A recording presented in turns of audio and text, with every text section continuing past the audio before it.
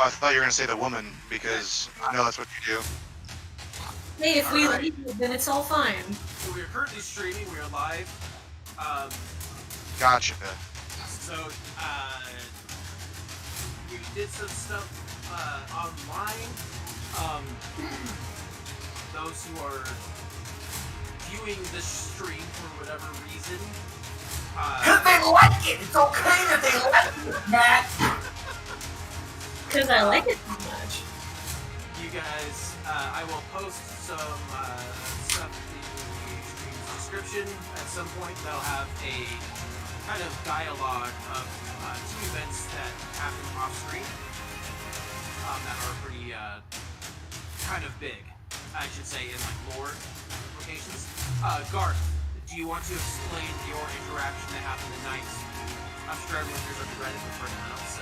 You want to give a quick summary of what happened tonight after you guys visited the blacksmith? Yeah, so Garth, he's a little perturbed after the blacksmith. I can't remember his name, and Garth wouldn't have remembered his name or given a shit. Alberish. Blacksmith Alberish. Alberish. So our stuff got back from the blacksmith, and me and Keequid got jack shit. Whereas, like as an extra beyond our thing. Also, Keequid got a crossbow with like this embroidered symbol of little bitch on his crossbow as kind of like a fuck you. And then the other people that were like kind of nice and sucked up to him got like these special little care bags, and Garth was like, all right, that's some bullshit. So he did his whole creepy garbage person kind of trickery and started following the guy and followed him to his home. And he realized in the process while he was following him that someone else was also following the blacksmith, and which freaked him out. But he's like, okay, I'm really curious about this whole thing. He gets to his house, he sneaks in this nice area. He's like, I'll get my own fucking gifts.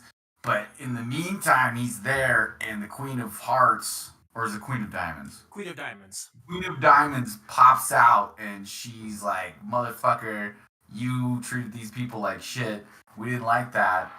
And so apparently they're watching fucking everything that happens, even us shopping, which is something that Garth picked up on.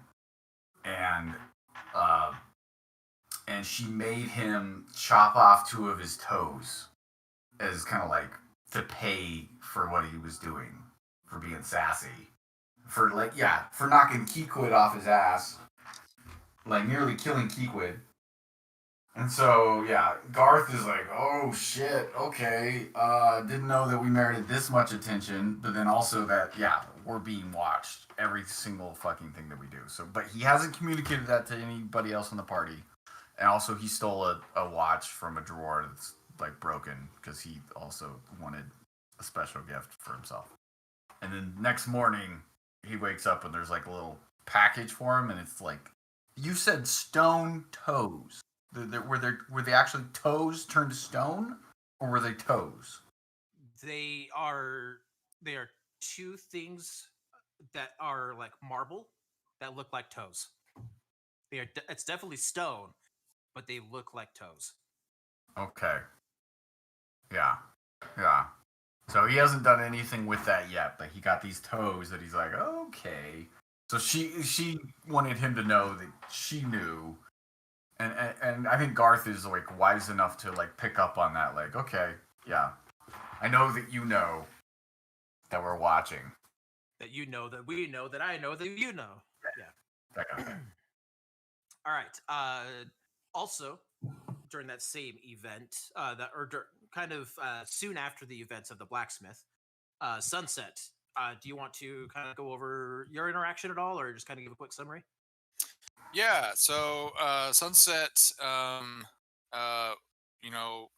has been wrestling with this idea of nakedness, while others are sleeping all night, and particularly driven by, I think, probably Sonnet, who is maybe the most kind of seamlessly, clothed and kind of integrated.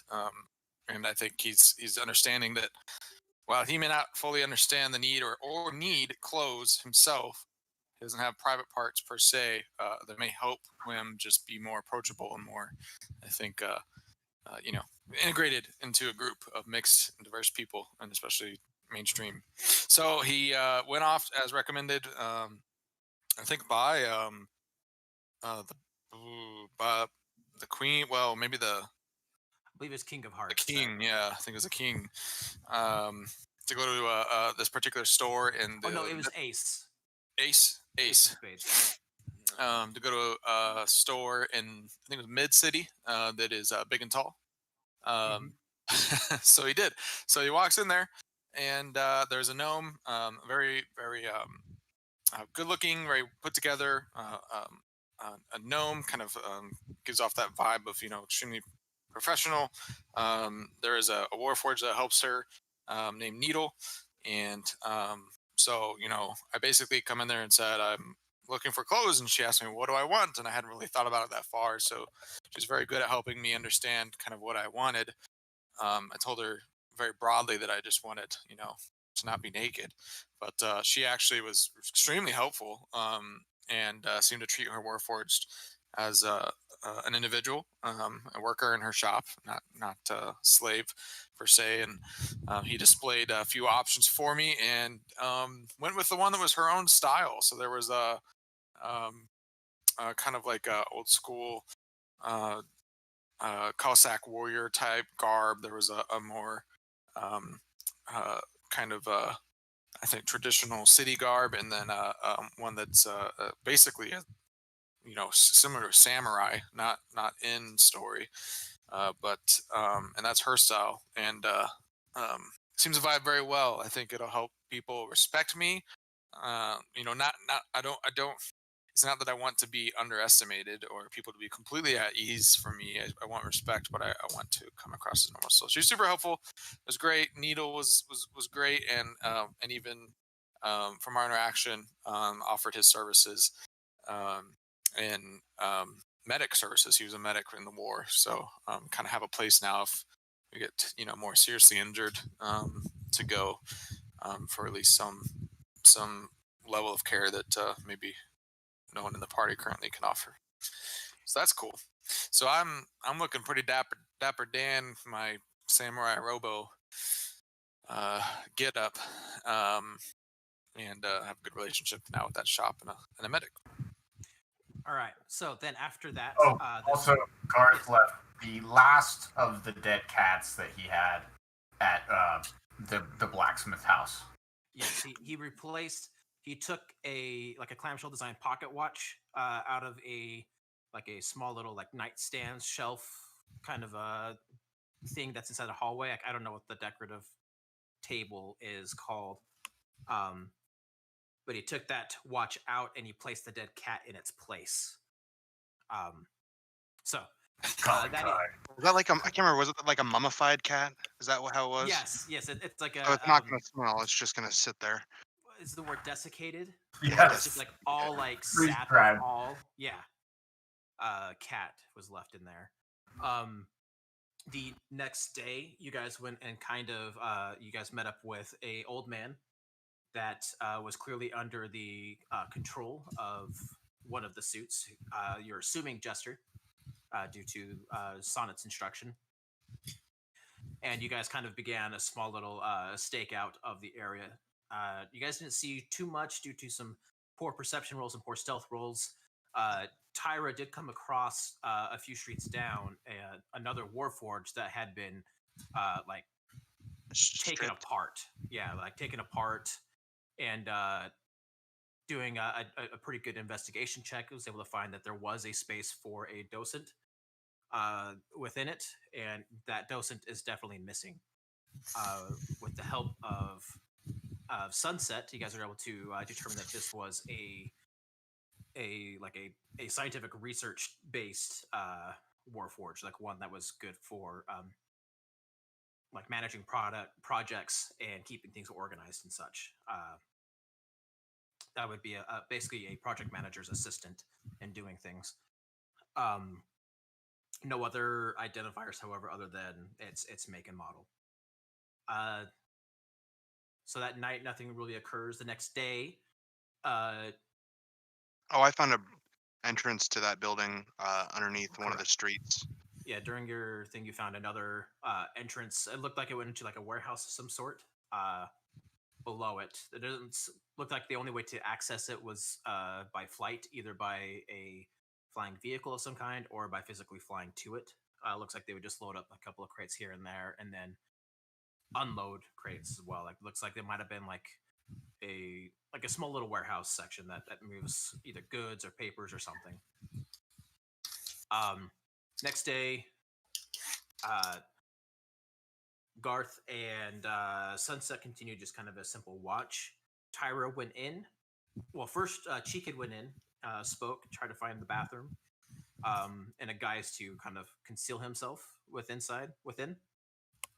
And Tyra went in later and assisted in that with trying to speak with the tellers up front.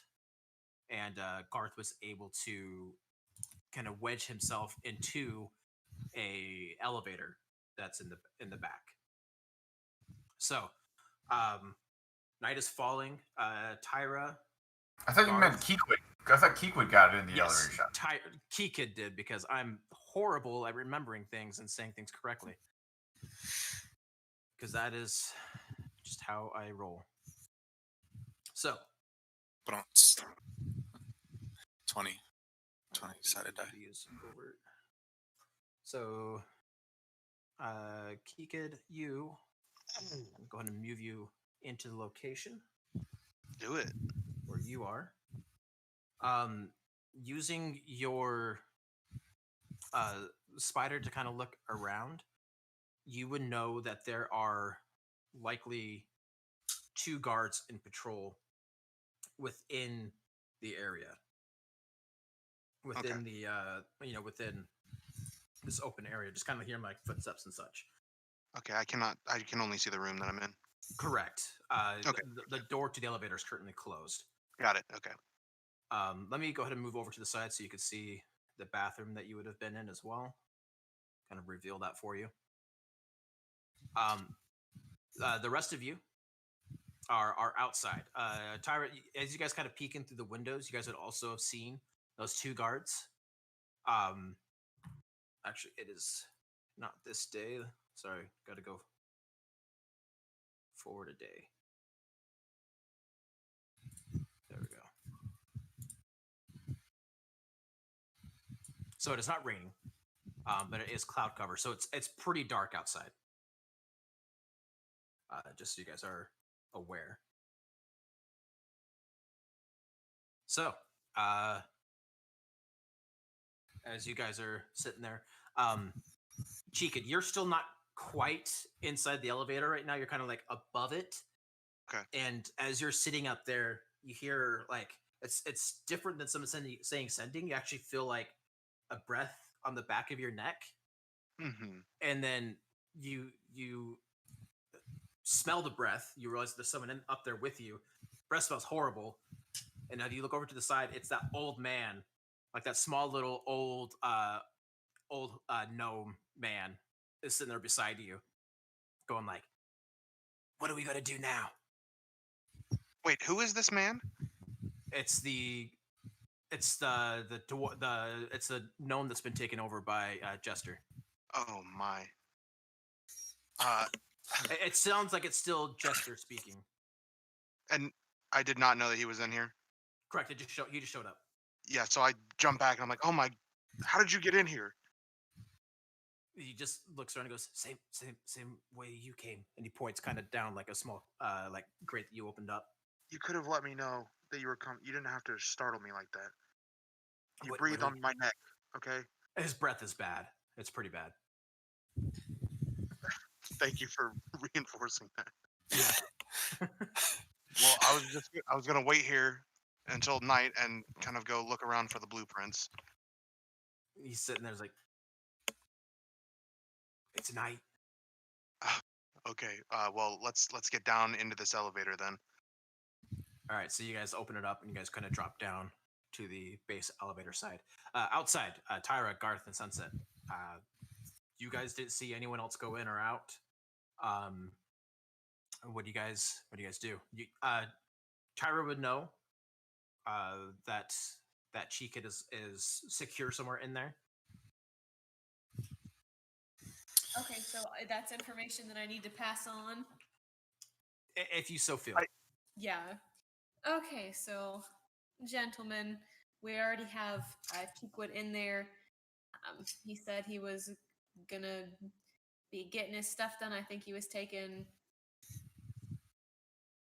trying to get through an elevator shaft, but I'm not sure where he ended up in there. But he is in there, looking for the blueprints that we need. So You're coming in real quiet there, Peaches. Huh? Is that for everyone else or just me? I can hear her fine, but I have her turned up on mine. Yeah, I turned her up. Okay. I'll turn her up here.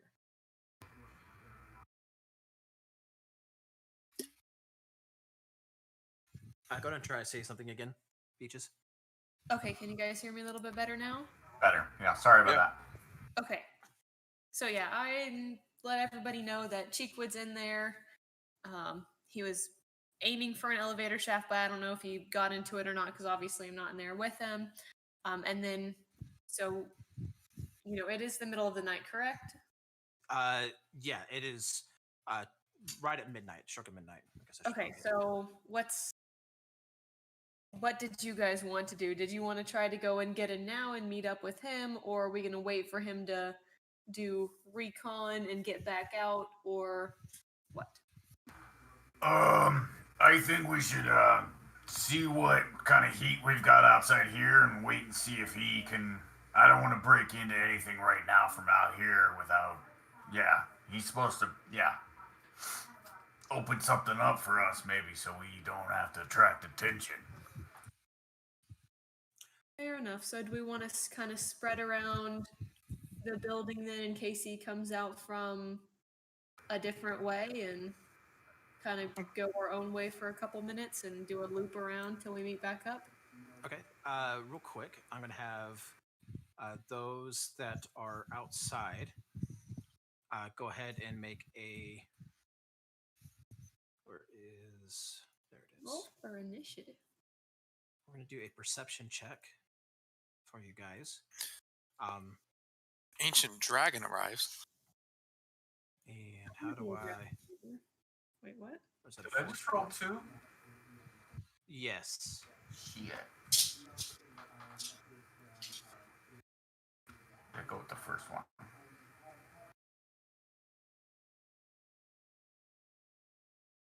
There we go. Okay, and hold on just a sec. I think I have a means to. I'm not sure how this works, so I'm just going to. Oh, so it rolls it for you from this little window that I got. So I want to do that.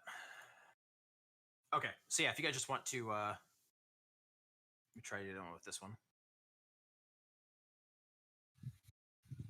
Fog's a nice effect.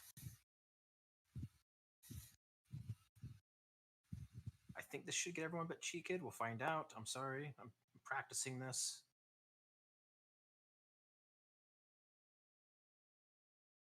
Nope. I'll close it though. I'm not gonna roll. All right, but we'll use the first one. So Garth rolled a 9. Tyra, you have a 14. Sunset. Passive 16, by the way. Passive 16. Okay, so we'll keep whichever's higher is what we'll use. All right. You have passive perception of 16. Yeah, dude, I'm all ears, man. Wow. You're cutting in and out, David. What was that? Did you send me a roll or attempt to? I attempted to, but I might not have. Okay. So just making sure. I didn't see anything. Let me roll. Boo. Perception, right? Just perception, yeah. And then whichever one is higher, your passive or the one you. Ooh. 24, nice. That's higher. Nice Sunset. That's a perfect 20, actually. Nat 20. Nat 20 from Sunset. So Garth, you're more kind of looking inwards towards the building. You also notice the 2 guards. They don't be super, You guys could probably take those 2 guards if worse comes to worse. I was gonna Honestly, say it probably. is an architecture firm, right? Yeah, these guys aren't like super well armed. They're more of just kind of like your standard mall security cop. So that's kind of what you gather, Garth, from the first little bit, that they're there, but they're not like a major threat, if that makes sense. And more of like, if they yell, then there could be an issue. I'm just gonna throw this person in there Creepy. just to match them. Um, Tyra and Sunset, you guys are more looking outside. You guys do see there is like a watch. There is some people, like a guards of some sort, also walking through. It's 2 guards, and one of them actually looks to be, and then a third person who looks to be a bit more decorated. Let's see what they're wearing real quick. They look to be wearing like half plate or some kind of a pretty heavy armor on them as well. So they have those 3 that are currently kind of patrolling the streets in this area. They're not paying you guys too much mind. You're still technically in Lower City here, so they're used to kind of like vagrants in the area. So as long as you guys don't act suspicious, they don't they're not paying much attention to you at the moment. So that's what you guys kind of get for the outer area. Sunset, with that high of a perception roll, you do hear, for lack of a better word, like some engine noises directly beneath you guys, like like a soft rumbling, like a. Hmm. I will say that we'll keep it that natural 20. As you move around to kind of get a better perception of what might be beneath there, you can assume that there's a small like flight carriage there, like Oh. that's currently docked. Like I said, it's about from like the next like place, like visible place that's like seen. It's about how much did we say, Hellebore, that it was? I think you It's like said here. 40, right? I think I think it so. was 40 Because I was feet trying to away. see if I could tie a rope to it. Let me see here. Uh, I am looking. We'll say it's 40 for it now. Gotcha. So we'll Yeah. just use that. So like the closest place to actually get visual down there is about it's 40 feet away essentially. So so yeah, how do you guys want to do this? Real quick, Garth, like in case things like go bad, wants to have like a figure out the best way to ambush the 2 guards there. Inside? Yeah, he's not going to, but he's just gonna get ready to like, what's the quickest way to like get in, hit both of them. Okay, I'm gonna move him inside just so you can get a better visual of the whole thing there. I guess I grabbed everybody, but back.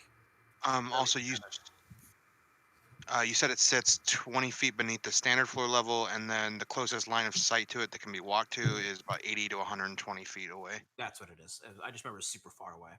Yeah. So like angle wise, it's probably about 100 feet away, actually, as you guys are kind of perusing the area.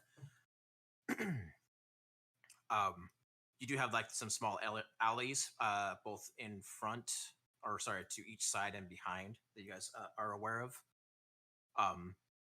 Where the map ends is another building begins.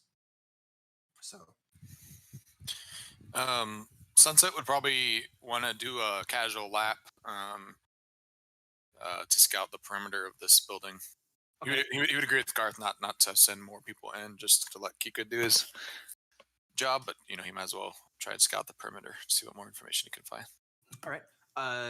So while he's doing that, Garth, if you could just make a standard intelligence roll for me.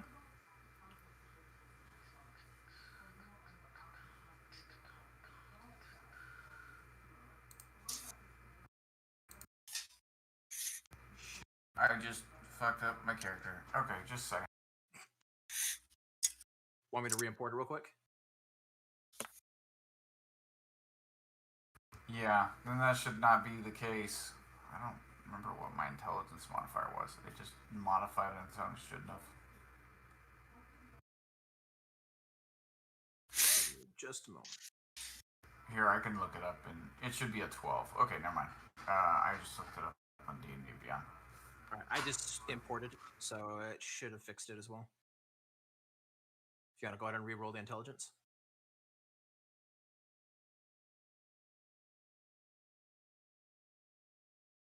Second, not that.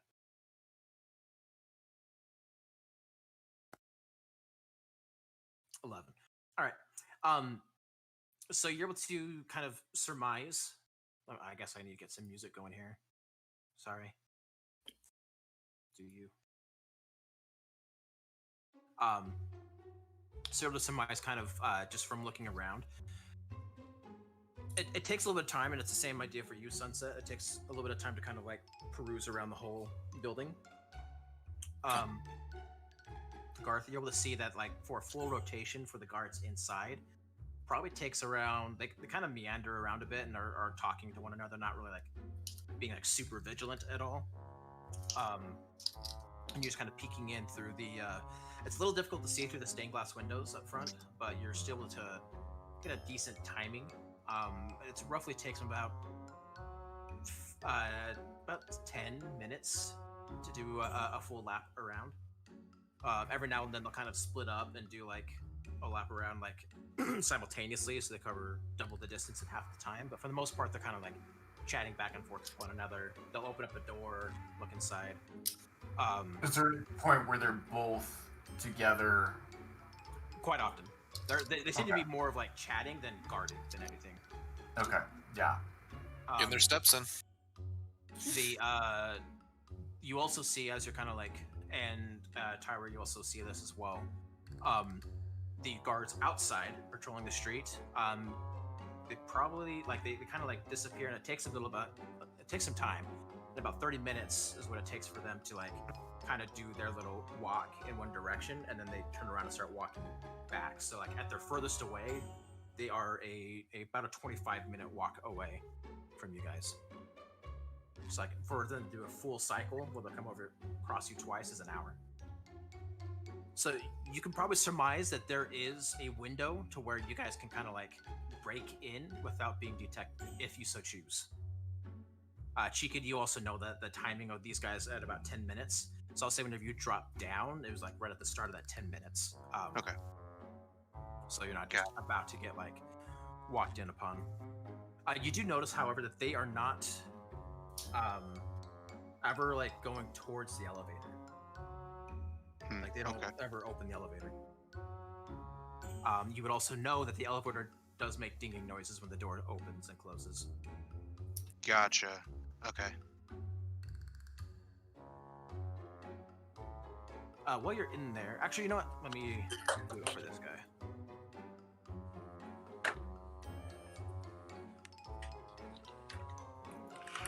Is it possible to go back into the bathroom from where I am, or The old man right beside you just rolled an intelligence check, and you see him kind of like poking. Technically it's Jester. That's kind of like not just like making noise when he's poking the elevator doors. He's like, I think we can open these by force. I'm not the strongest, but we might be able to kind of squeeze through that way. it's true they do? Was he? So what I know that they make sounds like no matter when they open, or is it just when you press the button to open the doors? It's safe to assume that it's just like a ring to say that the elevator has arrived at that floor. Gotcha. Yeah, we can try to pry this open. I think the guards just passed us, so we should be all right for now. Go ahead and make a athletics check. Alrighty.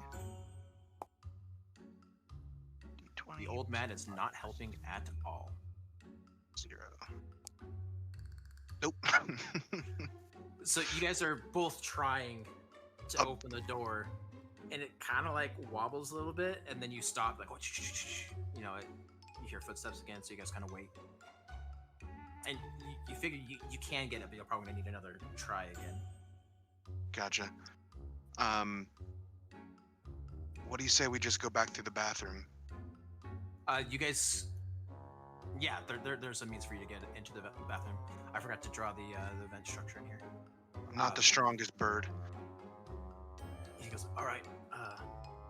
Yeah, okay. Can you give me a lift? And he points up to the like the hole that you guys Yeah, I dropped down through. kind of like put my hands together for a little hand or footstool and lift up when he steps on. All right, so you lift him up, you get inside, you go inside with him, and you guys move your way over to this side. Gotcha. Let's see here. Change this to friendly. Here, let me just peek out of this door. And would I have known which way I heard the guards going, or was it just not Yeah, enough information? the guards generally go counterclockwise. Okay. And you would know that they're on just from sound wise, that they're over in this direction currently. Okay. Heading to like the main. Yeah. Area down here. We could real quick. I'm gonna go ahead and move you guys. I'm gonna grab you guys. I'm gonna try to grab you guys. Oh, close the door on you, sorry. And I'm gonna put you guys in initiative. You guys aren't necessarily in combat, however, you guys are in initiative. I'm just gonna roll for everybody real quick.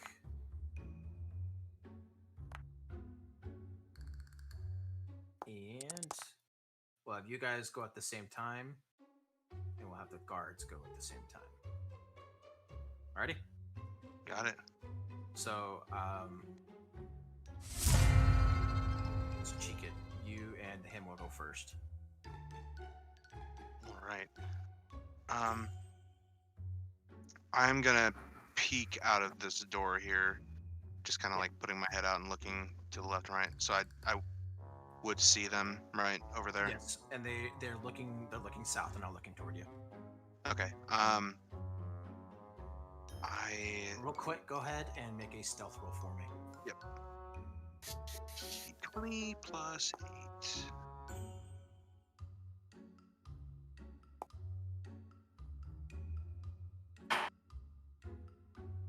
$21. 21. All right. Yeah, so I see them. I will hold my movement until they kind of move further to the south and kind of move over to this corner. Okay. So yeah, as time kind of goes on, you wait a little bit and you'll see them both. They seem to be talking about like some events, a party, something I haven't told you guys yet, but is in the calendar area. At the first of each month, there is a series of galas that happen in Upper City, like big parties that people roll on the first of the month. They seem to be talking about one of those events that happened last week. One of them's kind of like embellishing the story. It sounds like about how, yeah, I met this girl and she's gorgeous. You know, and they're kind of talking. They're basically just shit talking. Not necessarily telling the truth, but not necessarily lying either. They're not running. They're not moving super fast. So they've taken like a couple of steps down as they're just kind of like I said, they're 6 seconds gone by, they've moved maybe 10 feet.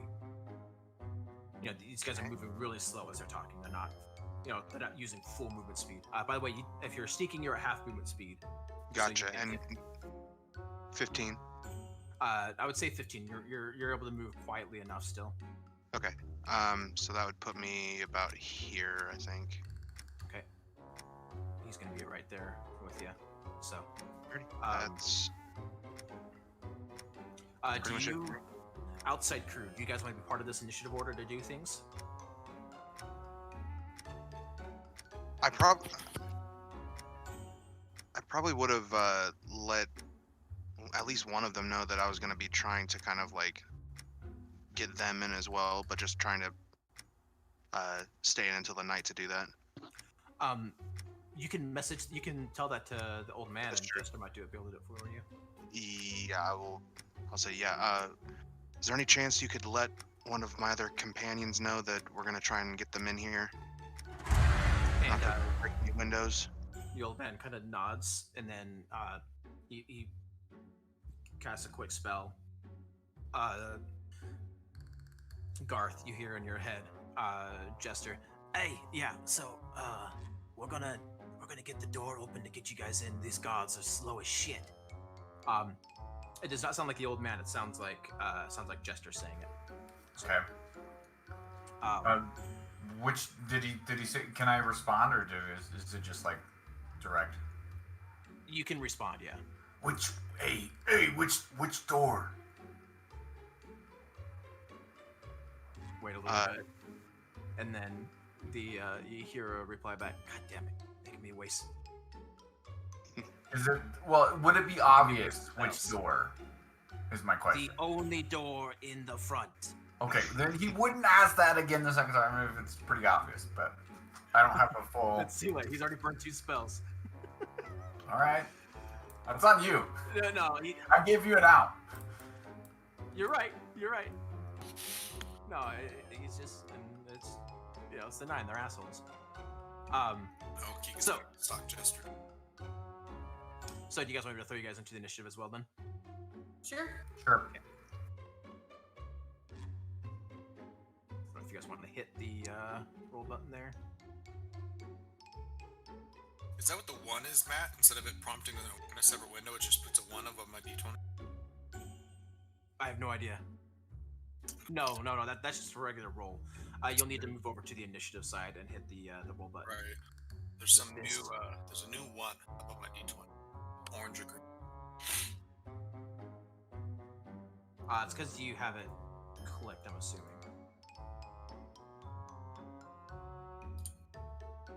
Alright. 2, 3. Got it. So if you want to go over to the fist and hit the dice button there for me. Sweet. I don't know why your name's crossed out, Garth. Deal with it when we get to it. So, that is Cheekid, yours, and Chester's turn. Correct. Sunset, you are up. Okay. You would know roughly the guards are...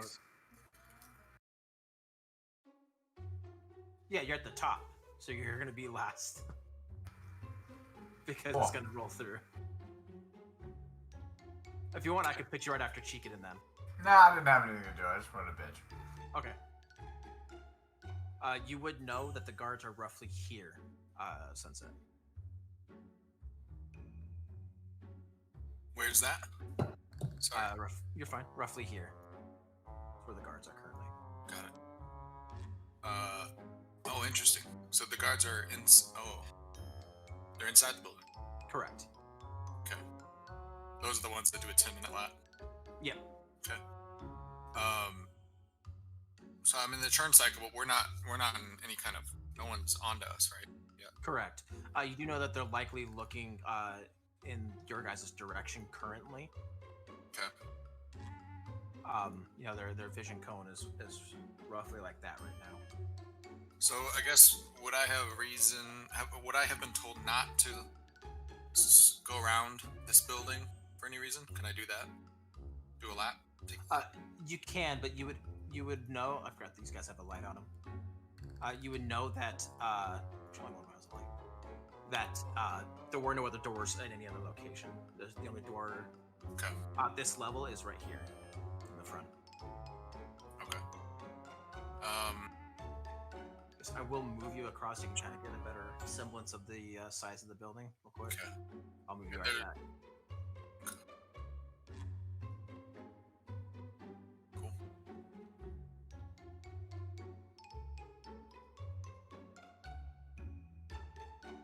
So yeah, you guys can tell by the kind of the... It's not really a torch, it's more of like a small flashlight. Or an omnidirectional lamp, essentially, that they're holding as they're walking through.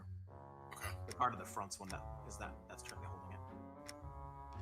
Yeah, I guess I'll just be trying to vet out any surprise guards or people or suspicious people watching us around that building. So as long as... Yeah, looking around, no one seems to be paying you attention, and the other guards are pretty far away currently. Okay. So yeah, I don't think I'd really do much right now. I'd probably be observing the guards and would pass. Just Kind kind of of reset that 10-minute clock. okay. Just kind of hold your position there. And Tyra, anything else you want to do right here? Okay, so we're waiting vaguely, kind of like roughly around the front door, because we know it's going to be open for us here at some point soon, correct? Correct. Yeah. Okay. Garth's So- kind of like on the opposite side of the door, just has got his arms over the I can't remember what those are called. You know, the railing essentially. Is kind of just playing it chill. Okay, and it's Garth next, and Sunset and Garth are both next over to me. Yeah, they're outside with you. Okay, so gentlemen, what is our plan if, when they go to open the door, we have a little kerfluffle? Like, I don't think I need to do anything. Just try to find out if there's a plan for if things go badly trying to open this front door. Okay, you guys want to add any conversation to that? If the door is open, I would suggest taking the kerfluffle inside. Fair enough. And Garth, you do notice looking over that it's about 100 feet down, but there is another, skyway bridge that if you guys needed to jump and leap off, you guys could, and that should technically catch you if you don't get hit by something moving in the dead of night through the skies there. Oh, Got it. so easy. So, Garth, you are up. I will say, just to kind of expedite some things, the guards are roughly here. Oh. The guards are roughly here, and they're just chatting away, talking about this tree thing here in the middle. How it's kind of garish to have a tree this far down inside growing, and Is it a fucking ficus? yeah, Um, like a bramble tree. So they're you looking hear those. right at us. No, and- they're not looking towards you guys. They actually can't see you because the door in front between you is actually closed. So they're gonna go open up the door, but they're gonna intercept the guys there? No, you get the sense that they're going to be looping around the opposite side of the guards. Hmm. Shit. Doesn't seem to be like he wants to alert them. I don't think attacking them right now I can't get at them. I'd have to break the door down. Yeah, so he's going to cast Hunter's Mark on. Let's see. Right there. He's going to cast Hunter's Mark on that one right there. On this one? Mm-hmm. Okay. From outside through the window. Just to kind of get ready Okay. and start their new wounds. Can't remember this. I know it has a sound component, but it doesn't have a visual component at all, correct? No. That's what I thought. I just want to double check. It's also, yeah, it's like that new UA feature, Yeah. the way I cast it, so it's kind of... Yeah, no, you're good. I just wanted to double check that exactly. Can't remember how that one functioned all the way. All right, so yeah, you It's just you take a so you take a breath in, you kind of breathe in a bit more through your nose, and you catch a scent somehow through the door still, and you're pretty good at detecting where that front guard is now. So you'd also be able to know when to trigger the others to move in. We'll go ahead and expedite this a bit more again. You guys continue this little dance around. Guards are on the opposite side. Cheekid, you make it over here to the front door. Probably examine the edges of the door to make sure there's no any kind of like alarm systems I would know of, or anything that would otherwise alert the guards to the door being opened. Okay. Go ahead and make an investigation check for me. Alrighty. And Tyra and Sunset, you guys see, you see Chikad's like profile and a profile of a smaller humanoid moving alongside him as they move towards the front door. So you know, we'll say go ahead and expedite you guys as well to move closer as well. Yeah, I'd probably get in position to make them. Hopefully. Rolled a 14. 14. Looking around, you don't see anything that would necessarily like trigger an alarm when opening up the door. Okay. And the lock-wise doesn't seem too crazy advanced. It seems like something you should be able to open up reasonably okay. Then I'll give it a shot. Alright. I'm gonna go ahead and move these guards one, because that's an enemy action to do that. Gotcha. Alright. Go ahead and roll sleight of hand. Or either with sleight of hand or with your thieves tools, whichever one. I'll stick with the sleight of hand. Okay. That's 19. a 19. Pretty easy. You move your tools and everything just fine, and you're able to unhitch the latch. Okay. And you're able to get the door open. So if you wanted to open the door, you can. I will slowly open it. Okay. Like quietly. Yeah. So you open it up, and Garth, Sunset, Tyra, you see Chikad there, and you see this short little gnome old man, like waving you guys in, kind of like looking around as he opens the door as well. I did. All right. Go ahead and move you guys back and make some room. You guys can tell by the, and then Tyra, do you close the door behind you? Yep. You guys can see. Where are the guards? I thought the guards were right there in the entryway. I expedited time. Okay. Time. I didn't want to have to like wait IRL 10 minutes for them to move around. So. Okay, gotcha. So you can surmise that they're we have initiative count here, but it's not really like a combat round. Like I know this is a ticker. Yeah, just the flow of like what do you do, what do you do, what do you do. Yeah, gotcha. Yeah. So we will go ahead and I'm gonna move back up to the top of the round. I will say you guys get all of your turn in before the guards get their turn. So you guys are here at the entrance. It's not super dark in here. It's about mid-light here. Tyra, you're the only one I think that's gonna have issues with sight, really. But I would too. Yeah, me too. Oh, you three don't have dark vision? No. Yeah, that's only available for Ranger on the Garth Gotcha. spot. Gotcha. So, just kind of from your previous experiences and previous stuff, I'll kind of like go through and name things off. In here, in these two rooms, look to be more of a cataloging system. The front tellers here would go back after someone had asked about a plan for something. They would then go into one of these two rooms to get like a small little card of information, and then they would go to one of these side rooms, which looked to have been like a cabinetry of sort, or they would go specifically to there's two other offices here that they would go to, that one of the architects would be in, and they would get information from them there. So these front two, so the doors right in the middle are catalog systems. The doors closest, or I should say furthest south, look to be likely where the plans are, unless they're being actively worked on, and actively worked on plans or speculated plans are up in the further two offices.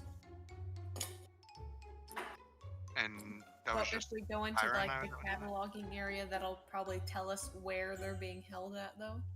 Yes, unless you guys have another means of sussing it out immediately, that's probably your best bet. You can assume. I would say that you and Tyra definitely know that. If you disseminate that information to them, you can just kind of say you did. I disseminate the information. All right. Yeah, disseminate it so good. Sorry, I like to use big words. I've been disseminated. Okay, Alrighty. so I guess, I mean, we don't want to leave a trace. I don't want to hit these guards unless we have to. Yeah. So Garth's not going to focus on that. I guess, yeah, he's going to go to the cataloging area after they've told him that. Okay. Can you move or no? Garth. Yeah, let me see if I can. I can't open that door. I still have that. Not with him. Oh, there it is. Alright, so he's in there. 30 feet. 35 total is my movement. Alright, that is moving loud. You guys are you trying to sneak or are you just... Oh, definitely trying to sneak. Sorry. Yeah, so Yeah. remember, sneak is at half movement. So I'll Okay, say... so we're in real time here, or are we still in... We're still technically in real time and whatnot, so we'll keep like the movement stuff all correct. Okay, so I would get here to open up the door and look in, pretty much. Okay. You guys can still act out of order, but basically we'll do you guys to like do your movements and such per turn, and then I'll move the guards on their turn. You do know that the guards move Actually- 10 feet per hit. I'll double move sneakily, so I'd only have my normal movement. Yep. And I could probably get in here. Yeah, because it's free action to open the doors. So. Okay. So sneaking, remember you can use your action as well to move. So. Alrighty. Who wants to go next? I guess according to initiative line, Chica would be next. I will see Garth going into that right room, and I'll use my movement. What is that? 10 feet? No, it's 15. So I'll use an action to kind of dash and get over here, and then get inside the room. Oh, You gotta. not open the door. I gotta be right on top of it. Here, I'll just open it for you. It doesn't like when I put doors on the seam, so I gotta fix how I just gotta fix how I do maps. So Let me see here.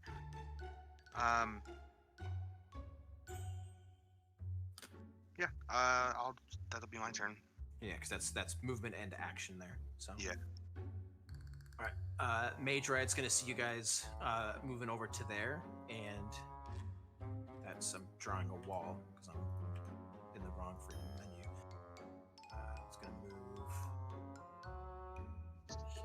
here. I can technically move over to here and here, and he's gonna be kind of like peeking out, watching in this direction, kind of like watching for the guards coming around.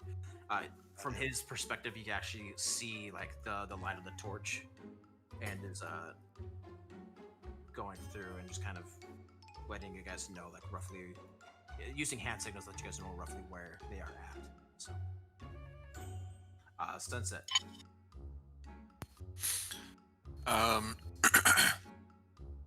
Yeah, Sunset, pretty much agrees with this plan of getting the catalog first and sort of aim.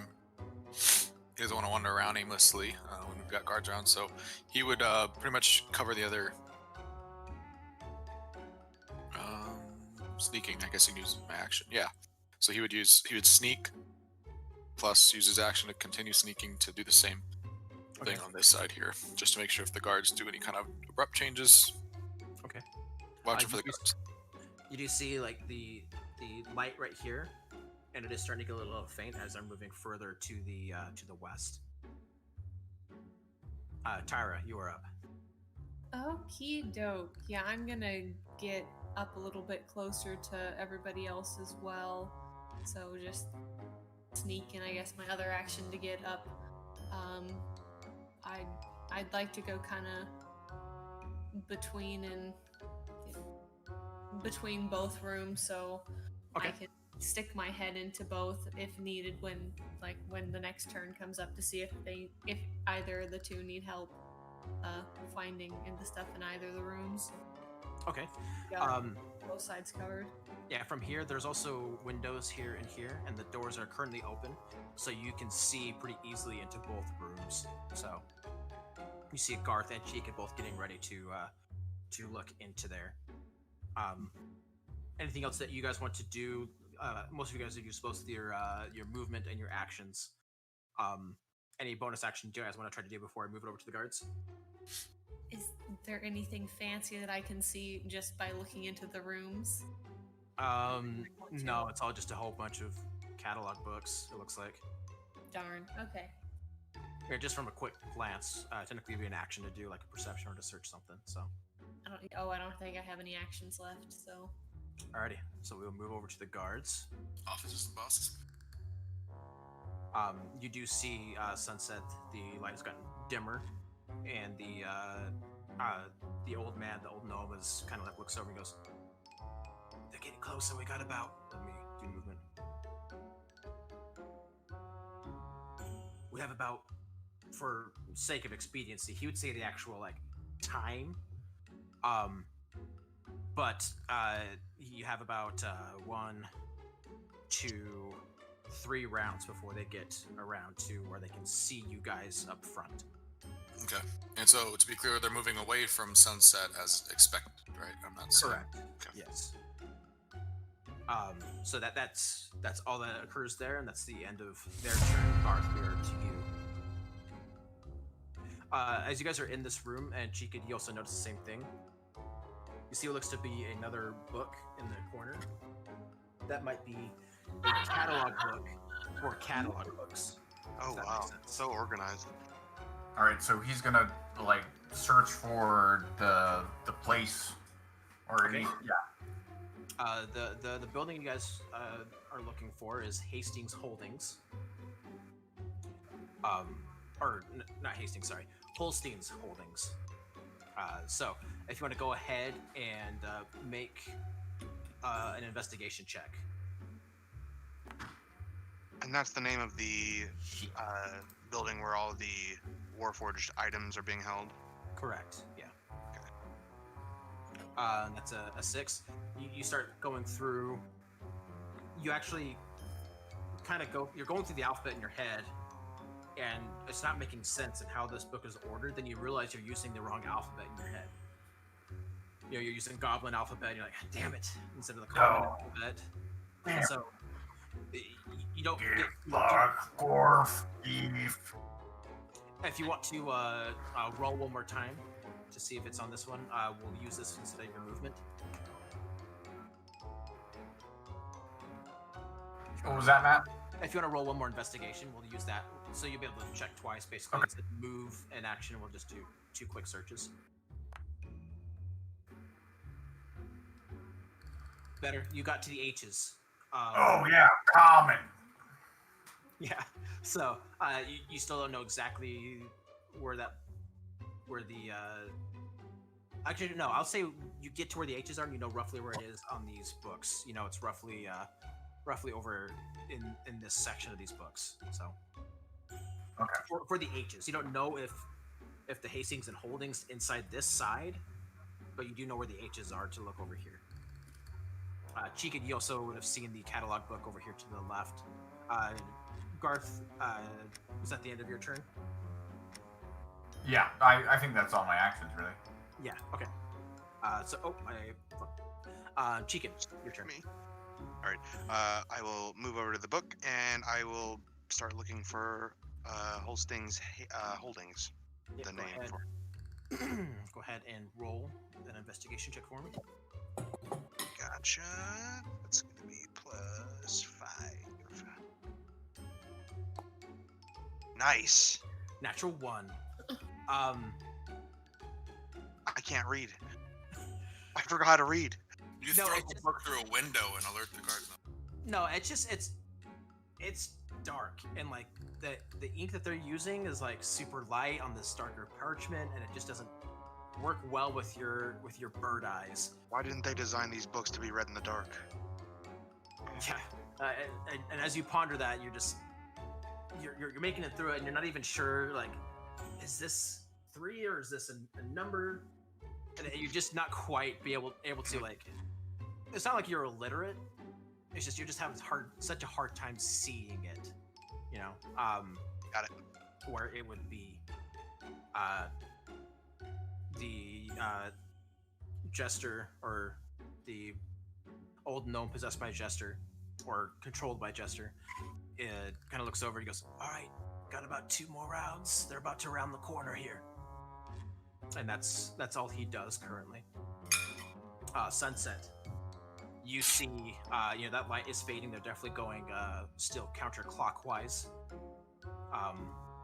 You were told that this is likely where the bulk, this or the opposite side, are like where the bulk of the blueprints are, or I should say the architectural plans. Well, this is like an office of one of the architects. Okay. Or you can go in and help Garth search. Or you can. Yeah, I'll help Garth. Okay. Say I'll it's Garth search, yeah. it's an open world. You can do whatever you want. You can go murder the guards. You could go alert the guards and ask for a reward. Oh, I put you in the wall there. All right. Yeah, 5, 10, 15, 20. It's about 20 to get to there. Oh, to get where I'm at? To here, yeah. I guess if I'm sneaking, I'll go where's the closest I need to go to access catalogs. Roughly where you're sitting. Garth, as you kind of like get off the books, you kind of point in the direction. It's over. You actually kind of point Sunset in the correct direction in the correct area. So Sunset, if you want to make an investigation roll as you're looking at the books.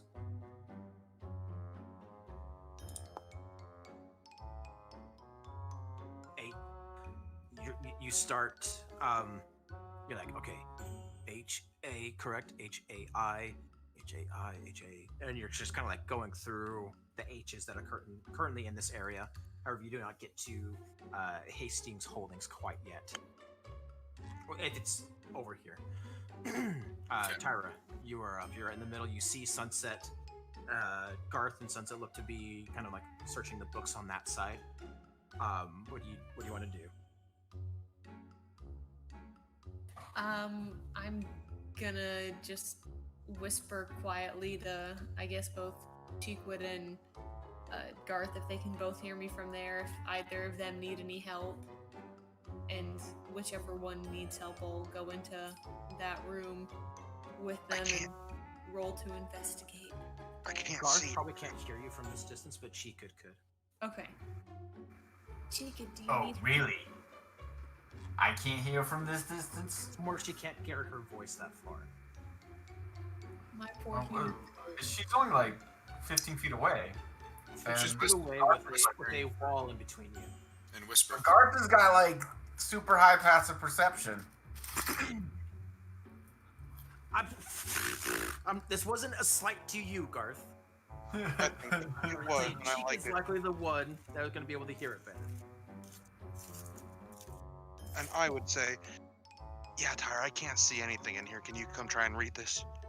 Okay, so can I? Yeah, do you want to mute it's going to be buggy, so I'll just move you in there. Okay. Can I roll to help him investigate? Going to roll for investigation. I'll say since he's already searched, you can roll with advantage on this. I don't know how to. Oh, for twice. I'm going to pick the higher of the two.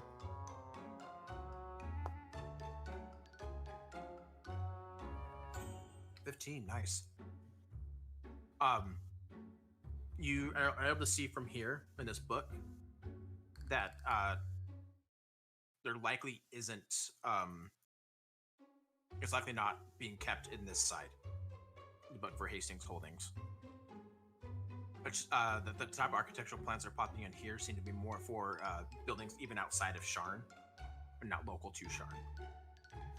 Okay, so can I pass that information on to Cheekwood? Yeah, I'll say you guys are communicating this back and forth. So. Great. Well, let's get ready to be real quiet. Yep, All and then can we both get ready kind of by the door to... Yeah, if you want to move closer to the door, I'll go ahead and move you over there. Okay. All right. Guard's turn. And then this person had the audacity to punch me in the mouth. I mean, it's not my fault that his wife was dancing with me. I think, anyways, you can hear these guys talking exorbitantly loud about, still going on about this party that they were at. How one of them still says his jaw's kind of on the sore side from apparently dancing with another man's wife that he wasn't aware of and such like that. And that's all you kind of get from the brief 6 seconds that they are there. Garth, you were up. Yeah, Sunset would have like into the H section for Garth. Yeah, so if you want to search again, Garth, you have advantage on the All right. investigation. All right.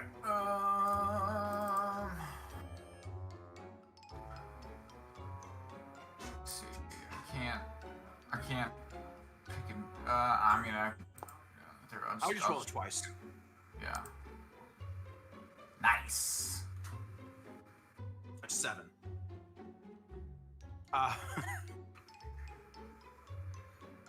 Yeah, you're. It's not like it's hard to find a book. You just like. You're being too thorough almost in your search for the book. You know, you were kind of embarrassed that you were thinking of things in Bugbear or in Goblinoid rather than Common. So you're really making sure you're not going to overlook this book. So you don't get to it. Like the font has to match. It's not just the words, but you gotta gotta be Comic Sans just like it is in here. Precisely. It's the best font. All right. I'm not sure I see what you mean, but okay. Can I try again? Yeah, with I'll the rest say. of Yeah, we'll say it was. Yeah, go ahead and try again with advantage again. my- Okay. We're not being too stickler here, so. There we go. Oh, You still can't find the book. No, I'm just kidding. oh. You just tried this with DC 25. Even You with- find a book called Comic Sans. you find Yes. you find Holdings Hastings, but you don't find Hastings Holding. Holdings. No. You find where it would be at in the catalog area. You are able to surmise that it is going to be over here in one of these things. You actually know exactly where it is once you open the cabinet. You'll be able to basically walk right in and use an action to grab it at this point. Okay. Awesome. So, Well, I know where it is, but like, yeah, that was the end of my turn, so I don't have any movement or anything. correct, yes. So that's what you got. But I will say, if you wanted to try to like speak it to that other, like, okay, I'll say Sunset. You can tell Sunset that you know where it is. And you guys don't have to work in order. So Sunset, if you want to go out and tell the others, like, hey, he knows where it's at. We know where it is. You're more than welcome to. Where is it? Because I might just go and get it. It's over here. And it's in a room over Yeah, it's over here. It's in a file cabinet. Yeah, here's the publisher. Here's the publication date. There's the drafter. Here's Yeah, the dude. you both kind of like peer through the door as Garth's kind of like pointing it out to this door. Like you Cool. can't. He can give you the information, but you can't actually visibly see past the door, obviously. So.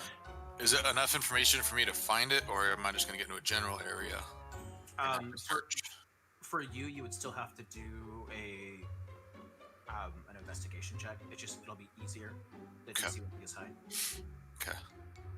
So I would tell Garth, the guards are going to approach shortly. For expediency, I will go retrieve the blueprints. Do you mind telling the others of this plan? And do you agree? Alright, so to get to the doors is 20 feet. Okay. He wasn't sure if Garth was clearing his throat or saying yes, but he's gonna go. Yeah, here, I have to help you through the door, so it's in the middle there. Oh. So that's 5 feet there if you want to go ahead and move the rest. So this is, you said 15 feet, and then I'm no longer sneaky. Well, you can get to here. Just gonna use both your movement and your action to get to there and get past the door. What if I roll a stealth check? Then I can move freely, right? If it's good enough. Stealth is always at half movement speed. Oh. Okay. Do that. Do we do that in Ghost of Saltmarsh? Yeah, but it depends. There's some features that allow you to do that, but Cool. I know like a lot of like the rogues have us like do like movement as bonus actions and such. So yeah, Yeah. you're able to open the door and you have about 5 feet more movement to get into there. Okay. We don't do a whole lot of stealth in Saltmarsh, so y'all just kill things. Yeah, we all just It's true. beat the hell out of things. Can I close the door behind me? Yeah. If you want to close the door on you, Okay. we'll close it. Or Close won't the door now.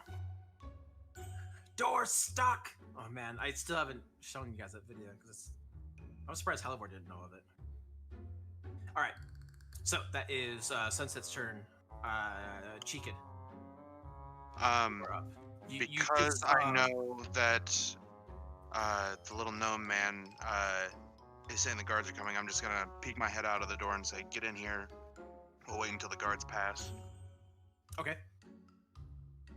And then go ahead and kind of like sit in the back so you can't be seen very easily.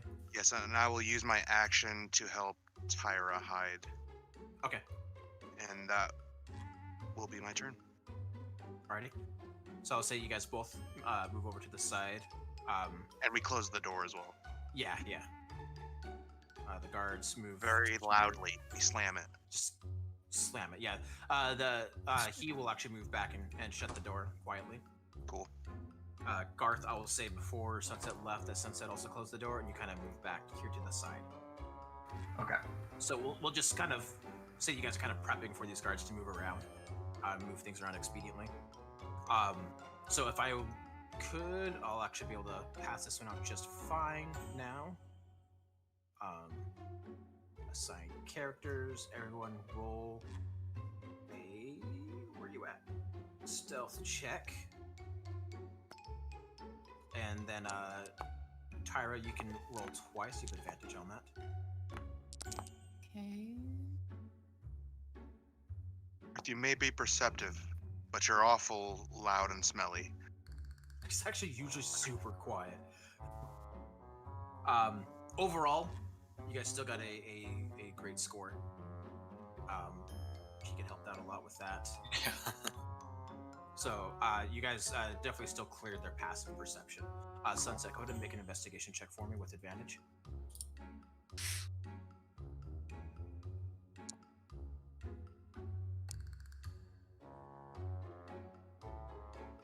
14's high enough.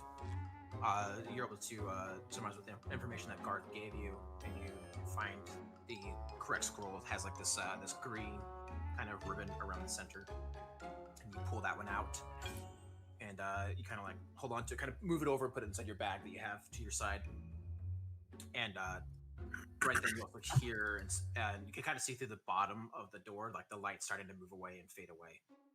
So we'll go ahead and move back to the top of the round. You kind of wait. Everyone kind of like waits in this holding pattern as the guards make their way up through here. They're not looking in your guys' direction. There is light technically on you, but they're not like looking backwards at all. They're still engrossed in the conversation. So. And we haven't seen them come into these rooms. They just stay into the main. Yeah, you don't know if they're not doing it because they're lazy or if they're supposed to look into the rooms at all, but they're definitely just walking around the edges the whole time. Okay. You kind of surmise that they're supposed to be looking inside the rooms, but they're too busy talking about the party that happened last week. Have we heard either of their names, just out of curiosity? Have they said it to each other? They probably have, but I haven't thought of one for You're them. good. So, I can. No, don't sweat it. They seem to be kind of like nobodies though, like not anyone really of importance. So, no For offense now, to them. they end up To the end of the big bad guy. Yeah. So, I'll say for expediency's sake, instead of having you guys like slowly make your way out, if I could have each of you, I'll toss it out again. We'll have you all roll another stealth roll. Can I still help guys- Tyra? Well, I'm gonna say everyone gets to do this automatically with advantage. Gotcha. Just because of how well everything went without them being any of the wiser. So I was going to say, you said this room over to the left, this office to the left, was for plans that they're currently working on? either one. They're both architect, like they're the architect's office. Okay. If that makes sense. I was hoping to just swing in there before we leave and just kind of pilfer through some desks for anything that I could think would be useful as just something we could do later on as Yeah, a job, or just I don't know, anything valuable that might be in there. I will say that just because it's something that I already have kind of on mind and such, that you roll, if you could for me, I'll have you and Garth actually roll an investigation check for me. Say Garth helps you here in the search.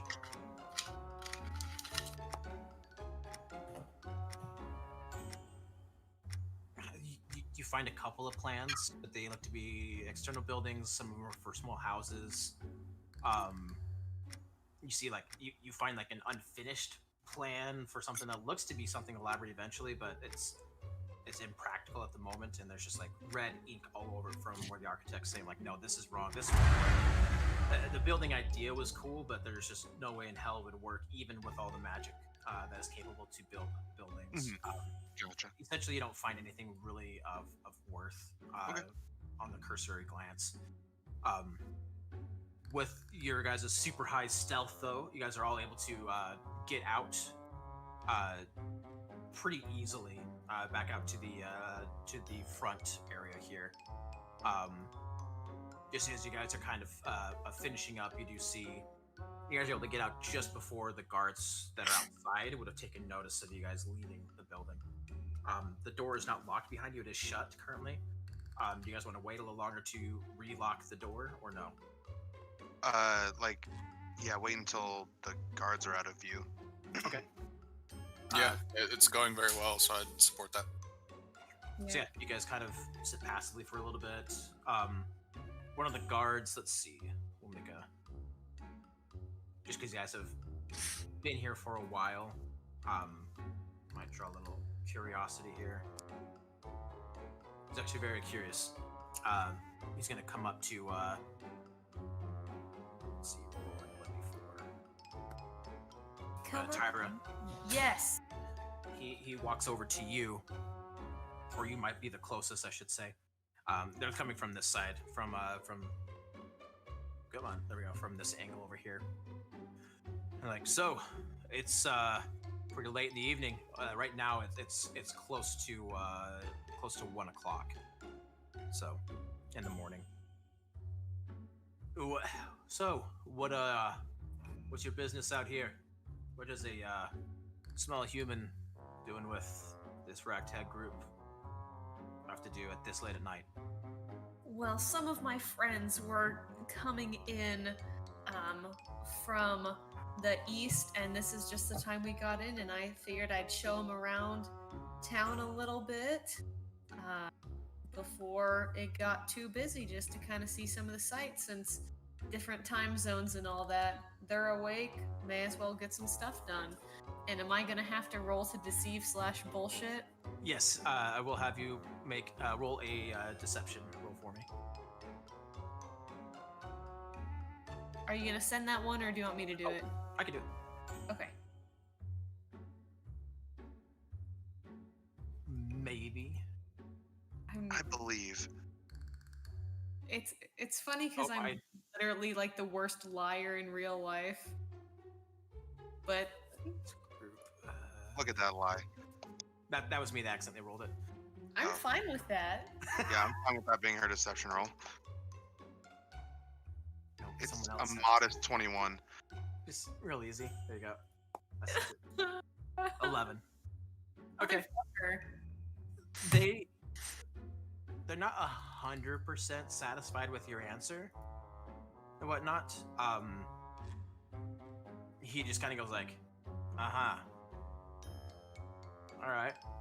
Listen, you guys are gonna have to leave. All right. You guys are loitering a bit too much, and he kind of like he's holding onto his sword. And before it, if you would all just vacate the premises. Understood, sir. Demanding that you guys leave. The first offense here, you guys aren't immediately put on like death row or anything like that. So Didn't mean to impose on you. All right. You kind of motions to the other knights. It's the knight that was speaking to you guys and the other guards, and kind of like motions to get you guys going. You guys have not locked that door yet. Got it. Yeah, I'm gonna walk away, but plan on hopefully returning to lock that door. Okay. We'll say some more time goes by, about another hour or so. You kind of wait for the full spiel to go by. Is it just Chica going back to lock the door, or someone's gonna go with him?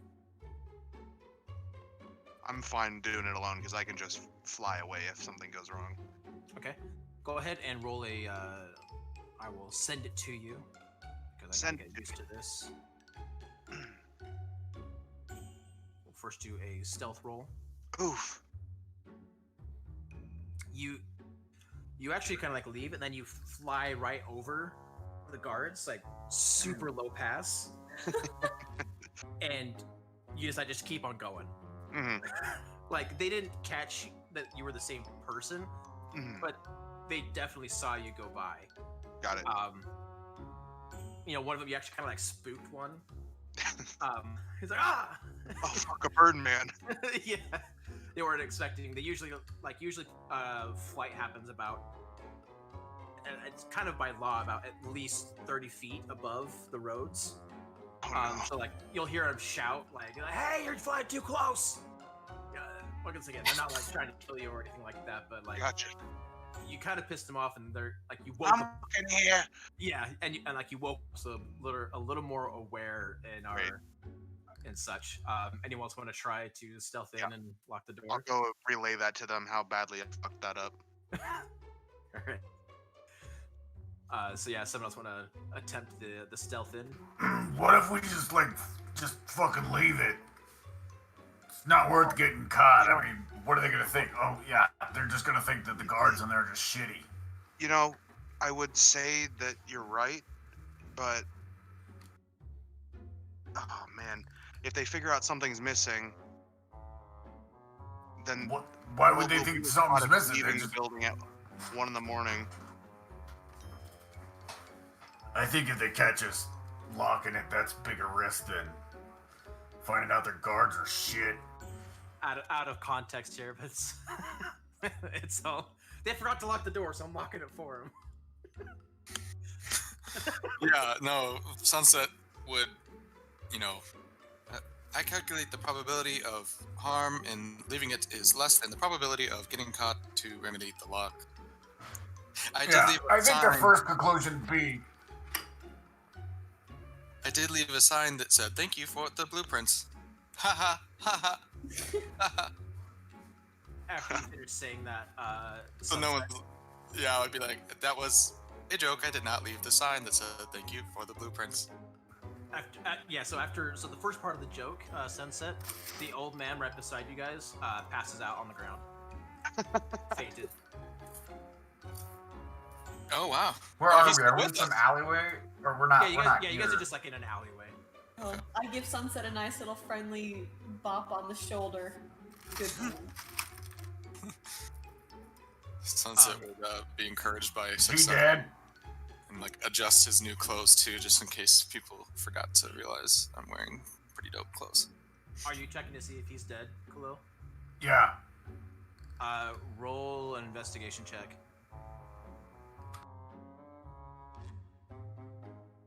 Man, I keep forgetting that I can do that. 19.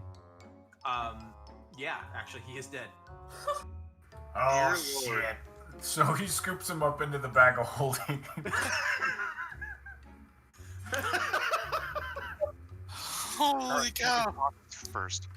So as you scoop him up, Garth, you hear in your head, I don't want him traced back to us. So Well, don't leave him here, the dead body in the street. Then they find it next to the crowd. I'll take care of it. Don't worry about it. He doesn't respond back. Back to the gutters. All right, so we'll close up the scene.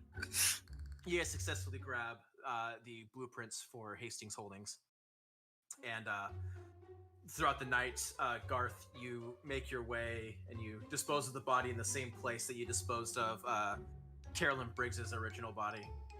Correct. And you guys make your way back towards the happy nest. So, it's about, at this point, after all of that went on, it's about 2:30, almost 3 o'clock in the morning right now. A lot of you guys are pretty tired. I'm jacked on adrenaline. I didn't get hit by a sword this time, so You didn't get hit by a sword last time. It was I a got- radiant beam of energy. no, sorry, the from the trade fair, Oh, gotcha. the last like heist I was on. Yeah. And this is just a little mini one. So yeah, so you guys have a successful heist. As you guys like make your way into the happy nest, it's pretty quiet in the bar area. There's a halfling and a human there at a table, and it looks like there's just mugs everywhere, and it looks like they were having a drinking contest and they both lost. There's a goblin on the other side of the table that is just like slowly picking at some like potatoes or something like that and like slowly eating them. She looks to be also just absolutely exhausted. Like, you know, sleep deprivation. Like, even though goblins tend to have already like a darker skin tone, like he has visible bags upon bags upon bags beneath his eyes. Like he probably hasn't slept for days. Almost. Like that's like the look you get on him. But yeah, it's like essentially it's quiet and no one seems to be wanting to talk. You guys want to grab something to eat before you guys go to bed. Like you're more than able to. Yeah, I'm kind of like wired. Want to go to Denny's, kind of like after, you know, And this Waffle is very House much, kind of feel like, yeah, we pulled it off. So the establishment is very much a Denny's. The denizens within are very much Waffle House. Oh boy. So yeah, So- Garth wants to like approach that sleepy goblin, toss him an ale, and give him Alright, so- a goblin greeting. Okay, so you grab an ale from the barmaid in from the back, and slop it down there right in front of him. And as you put it on the table, he just goes, "What's it? Do I know?" Hey, what's up, Greenskin? How's it hanging? And Goblinoid. Yeah, he's responding back in Goblinoid. What's it? Yeah, I'm really tired. What do you want? Perk up, man. Just saying what's up, brother. You know, how you doing? He's like having a heart, like he's had to look up, and you're like, there's like dim lamplight behind you, and even that's having him squint. You can just see how bloodshot his eyes are. Like he's still squinting when he looks over at you. Like he's looking. He's just sitting there. But yeah, as you offer the drink, he grabs the drink, and he thanks you for it, and slowly starts taking a sip out of it, and goes, What do you need? What's up? This is all Goblinoid. Oh, yeah. Just it's good to see another fellow, you know, heir of the true city, you know, if you know what I mean, you know, it's enjoy yourself, take care of yourself, get some fucking sleep. You didn't spike my drink, did you? No. And he points at you like with a little smile. Like, he takes another drink. This mug to him is pretty big. Like you got a size for yourself. And like to him, it's like the equivalent of a nicer than keg, like a quarter keg. He's like, all right, and he starts sipping it a bit more. And the more he sips, like he like starts to look a little bit more awake. And then the alcohol hits because he's just been picking at his potatoes. He hasn't really been eating it, and you see him like really start to get tired.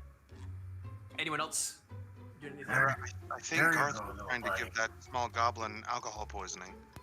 There's all the buddy. Just keep drinking.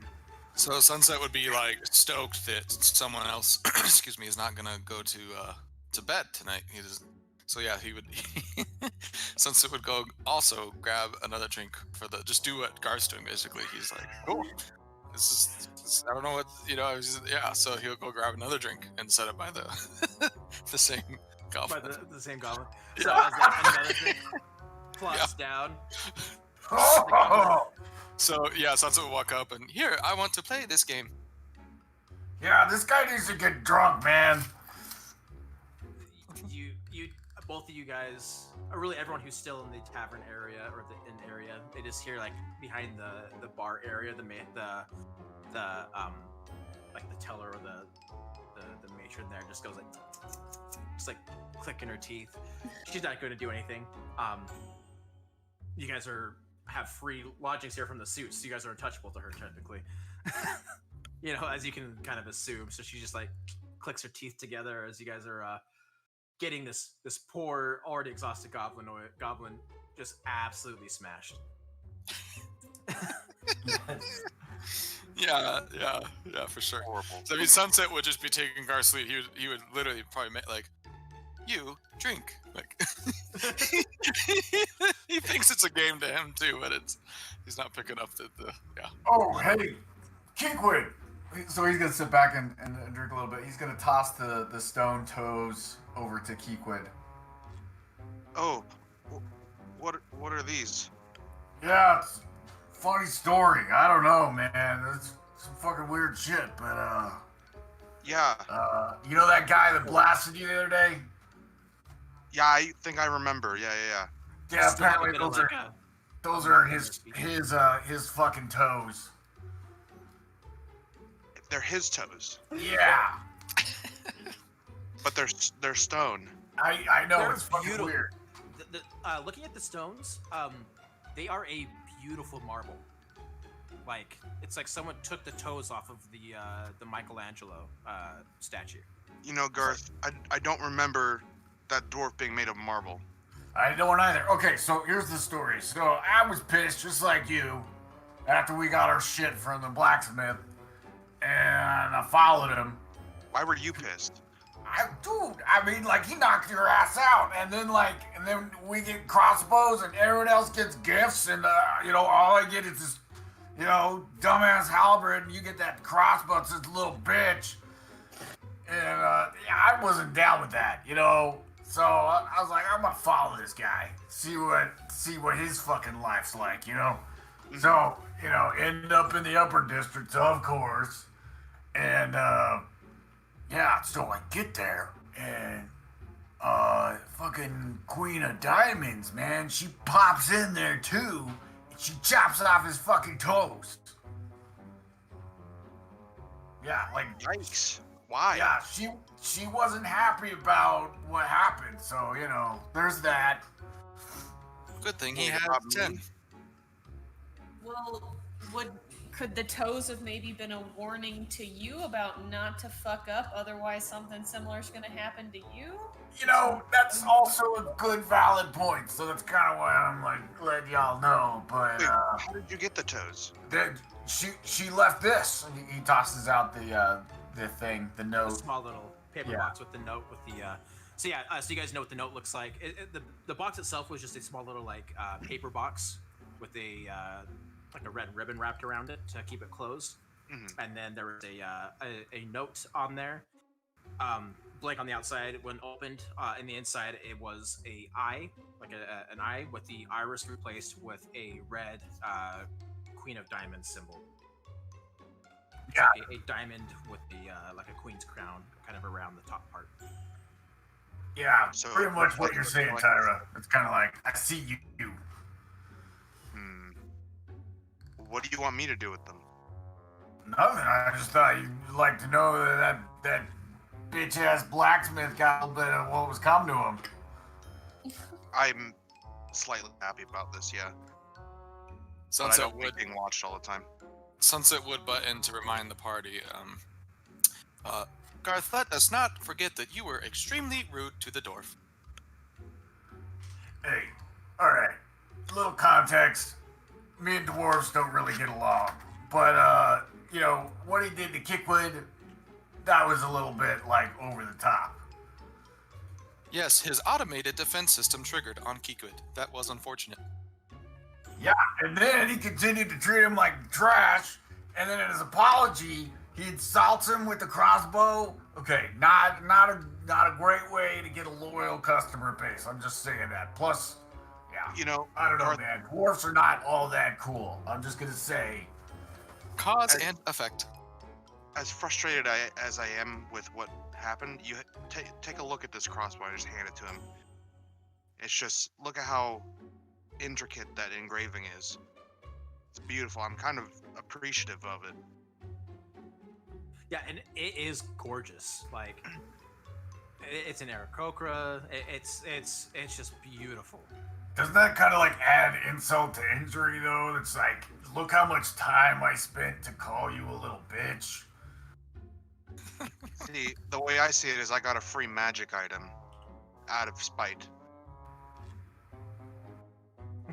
It's a little weird flex too. On top of that though.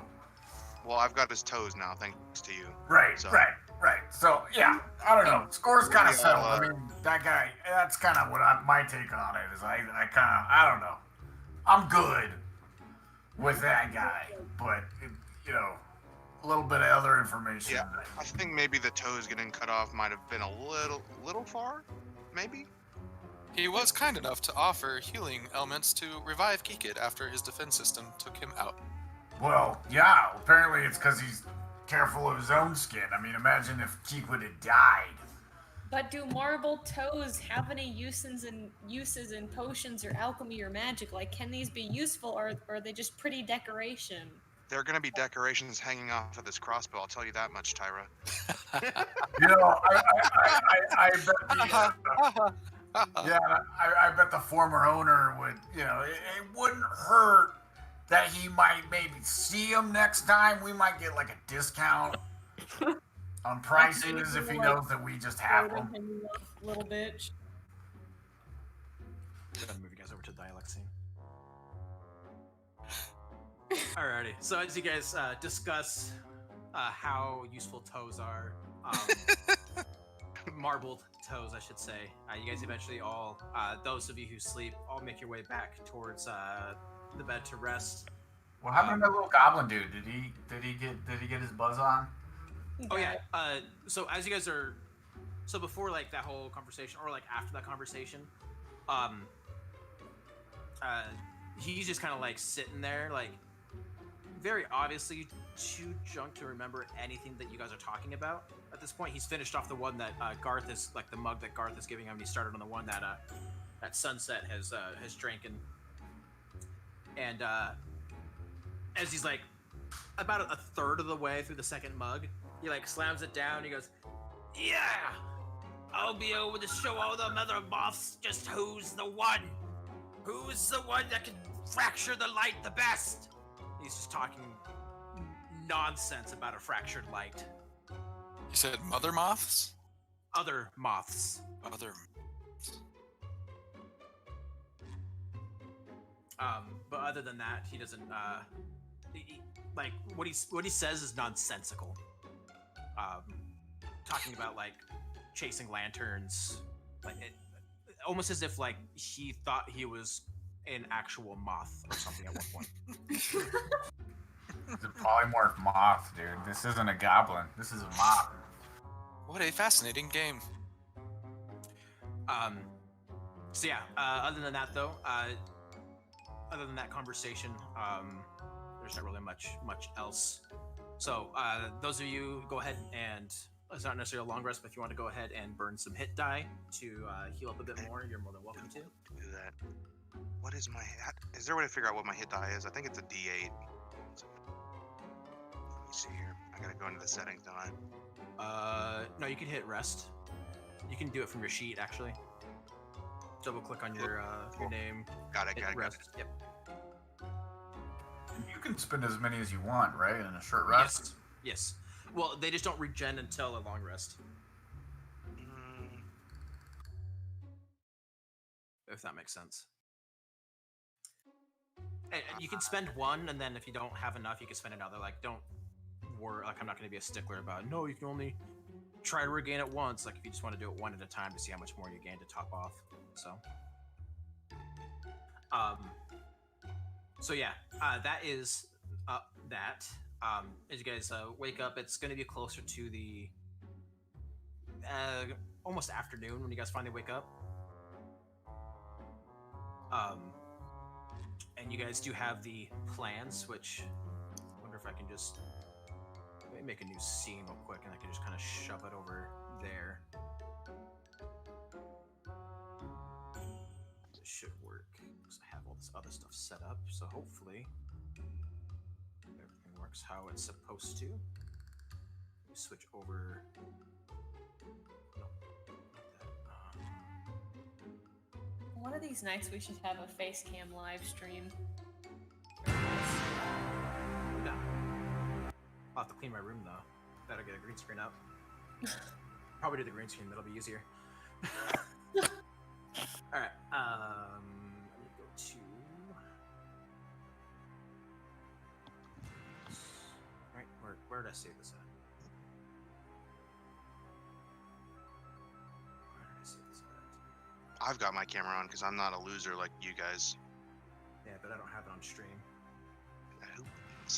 Oh, Who wants it I on don't- stream, dude? I don't have a camera. How Wow, dare- dude. If we wanted to do it, I could rig up my little Chromebook that's got a cam integrated in. That fucking Chromebook, dude. I can send you. No, no, no. I would download only. everything. Well, that would be tricky. I'd only want to use it for video. You're right. Yeah, we learned very quickly that is not. That can't No. drive a mic audio. Dang it! Where did I put that map? Put it I somewhere. think you guys. Yeah, clearly. think I you have guys- elephantitis, so yeah, I am so gassed about. Elephantitis. Mm-hmm. Mm. That's my favorite Oh. flavor of ice cream. What is? Elephantitis? Oh no. Mutant bone cancer. Bone cancer is no joke, okay? It's not. It's lip smacking delicious. Literally not. Smacking delicious. I love bone spurs. Bone cancer is where we draw a line Crunchy. that elephantitis didn't qualify for. Well, elephantitis is it's rampant bone Like- growth, right? But it's not a form of cancer. What is it? It's like Elephantitis? It's Yeah. like part of your body just continues growing, right? right. Well, your Yeah, bones go wonky. muted. Yeah, exactly. Like non-cancerous. Yeah, bone growth. If that makes sense. So it's not malignant, but your bones sure are growing. Kind of like a tumor that's benign, but it's your bones. But yeah, it's not like acromegaly where they just don't stop growing and they grow right, but they just grow long. Yeah, they grow Like, different. let's grow some bone here. Yeah. Documents D&D maps. Elephantitis is a condition characterized by gross enlargement of an area of the body, especially the limbs. Other areas commonly affected include- include the external genital. Yeah, Nice. that's true. Nice. So I don't even That's know if it's what you got, bones. It Khalil, doesn't right? appear to be bones. It appears to be tissues. Huh. Yeah. Well, it could be bones. But it's caused by an Khalil. obstruction of the lymphatic system, which results in the accumulation of fluid called lymph in the affected. Okay, so wow, this is really just you become a giant uncontrolled fluid sac. That's terrifying. Oh, okay. Yeah, like severe lymphedema, like you Yep. see in people on like Yep. My 600-Pound Life. But like Mhm. the elephant man, like his bones are all wonky. Don't I talk wonder about if it's my bones 'cause- like that. I wonder if because they had to, they were kind of deformed as a result of the extra weight and imbalance, right? Like if the Yeah. I don't know. what's the chicken and the egg? Is it the bones first or was it? I think the eggs came first because there were eggs before there were chickens because other things laid eggs, so You don't know that. get wrecked. Dinosaurs laid eggs. Yeah, and yeah, now that's fair. chickens.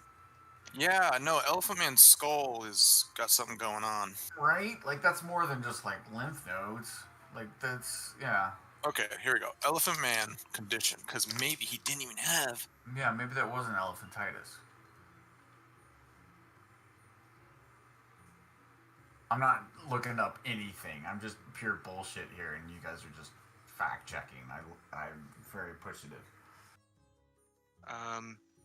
Neurofibromatosis is what Elephant Man had. Persisting misidentification of Elephant Man disease. Nope, that's what everyone thought he had. Oh, so he had a different thing. Ours suggests that confusing an F1 with the Elfman's conditions harms the interests of those. Okay, this is obviously for physicians. I'm not one, so just tell me what you had.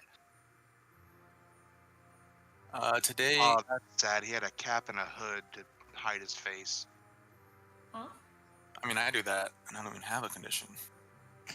I probably would have just. Yeah, Well, you're ugly. He's not. yeah, true. You could have rocked the door a lot better than I do. Oh my god. Cat booty. I saw her face in an open place.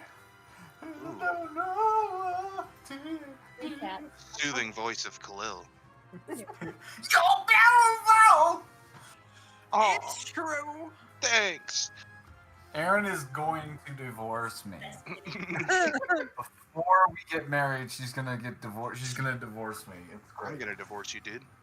No, that's why you guys. Yeah, that's an advantage of not getting married. You can never get divorced. Boom, boom. Nice, dude. Who would have thought? Says the hopelessly single 31-year-old. Yeah. I know. Trust me, I know about what the best way. Can't break up with me. We're never together. I Oh don't wait, know. what's that? We're breaking up. Oh, okay. Have a good life. I feel like most people in this little meeting are single. Yeah. You don't know my life. 3, 4. Oh, is Khalil the outlier? Yeah. All right. Go singles and Khalil good job, did it. Khalil. Khalil did it, so we can all do it. That's my elephantitis. There's no other reason. Do you have the Alright, bone kind or the limb I'm kind? not helping anything. She's sadly in the room right now. I have to do my time. She's like has to do work, and just constant, yeah. Shouting is not Things are helpful. going great. Things are going great, guys. Oh, That sweet. sounded really convincing. That was really convincing, Khalil. We all believe you. Mm-hmm. All right, so I have here. The crop didn't work out on the left one, so you guys can see in buildings that you're not supposed to, but whatever. I'm over it already. Well, I'm still loading, so Sorry, I just barely got the. I literally just created the scene, so I apologize for it taking forever to load. This music's going wild. Oh man, Elephant Man really was actually exhibited at a freak show to make money. That's super fucking sad. You gotta stop doing that, Elephant Man. You're just gonna be depressed. Yeah, dude, it's pretty sad. I'm gonna be doing this for hours. cause once we log of off. death, asphyxia. Yikes. All right, so who's all able to load in so far? I'm at It's all black 50%. and white. Is that what's Correct. It's supposed to look like a blueprint. Oh, nice. Okay, cool? I see it. Let me. So you guys can't analyze it too much. Oh, it's not working. Settings. I need you. Screenshot. Oh, holy shit! There's Mason. What? He did. Yeah. This is me. Oh. Look at him. He's all tuckered out. Okay, there, and there. And nope, not there. It's too late. I've already screenshot it all. There's It's no already, point. it's on hiding. YouTube if you guys really want to get it. It's there already. It's true. Through the blueprints that you guys got, we'll say that you guys all group up together. You guys actually meet up back over at the Silver Tankard with the rest of the suits. As you reveal and give the blueprints over to Jester. Jester looks at him real quick, casts a spell over him, and then kind of like transcribes this information into an illusion of sorts, so you guys can kind of see it on the table again. Jester does make note. Now there are there are 3 levels of this one. So there's the main floor and the offices here, from what we can tell, and then there are 3 sub basement floors. From best we can gather, the second floor there is a sensor of sorts to detect magical castings that we need to be aware of. There's also, as we have done a little bit of recon, there's another building outside of these offices where another center likely is located. The one on the outside of the building seems to be faulted quite often. We might be able to do a little bit of sabotage there to make sure this down, and we shouldn't be able to raise too many suspicions because of it. Anyways, quick looks about. So we have a couple points of entry. He then goes on to point out this area here is a doorway / loading zone that can be go like basically people will load like crates and stuff on a small cart, be able to bring it into the building where they will load it into the elevator. Over here is the front entrance that just kind of goes into the area. It doesn't really show it too well here, but this is actually I guess it's an open doorway that kind of like looks pointed in. For some reason, some of these doors didn't actually save. I think these are actually doors here. Oh, it's because I changed the texture packs around, so it didn't load it properly. But these are doors in these areas, just so you guys are aware. I am looking for a bathroom. Yes, there's a bathroom here. Just a regular bathroom area here. This mark over here is the kind of like the entryway office. Over here, kind of like guide everyone's sight using this. This is like a small little side, like a catalog area where people check in the goods that are coming in. The worker will be here, will catalog stuff and give them a slip. And then employees will take it and go down the elevator located here with it. This office over here is like the main admin's office. It's more of like it's an administration's office of sorts. Not really a lot of information is kept in it. It's more of just like where the boss currently sits and does some like paperwork and some accounting stuff, financial stuff. So that's it for the main area. What they point out entry-wise is the elevator itself to go down the floors. There's this grate system that looks to be used to help ventilate and keep air pushing through the whole vault area, with a suspicion that there might be an outdoor entrance to this system, essentially.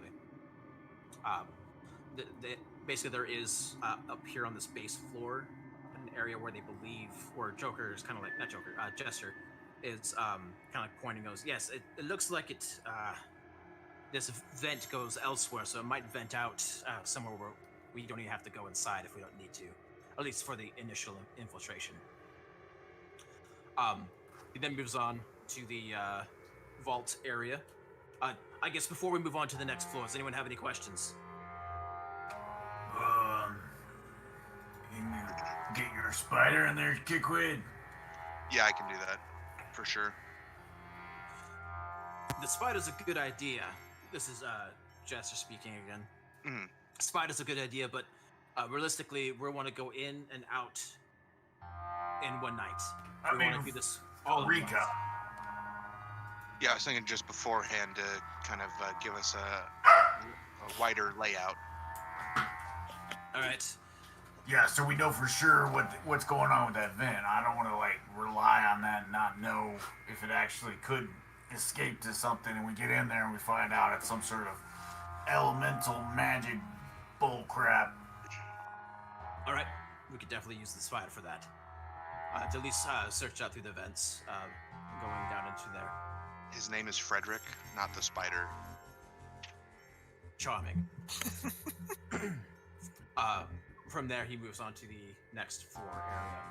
I give Frederick a little scratchy Little scratch. So he goes on. He goes, now, just from the kind of the markings and writings here, there are 3 identical floors. However, how at least in terms of how they were constructed, what's within them, we could kind of infer by the directions on the side. The first floor is likely a standard holding area with the top and bottom one holding crates, chests, miscellaneous goods, larger things, essentially. While the two ones over here on the far left are ones that are going to be more small, like paper goods, letters, documents, etc. That's it, really, for the main room. And so he was saying those two on like the north and south are for like the big stuff, and then the left one is for paper stuff. Yeah, for like small items, for papers and small items. And this is the funding heist, right? Like this is the heist to like fund the other. Okay, so yeah, what's the priority here? Like, where do you think we're gonna get the most bang for our buck, kind of thing?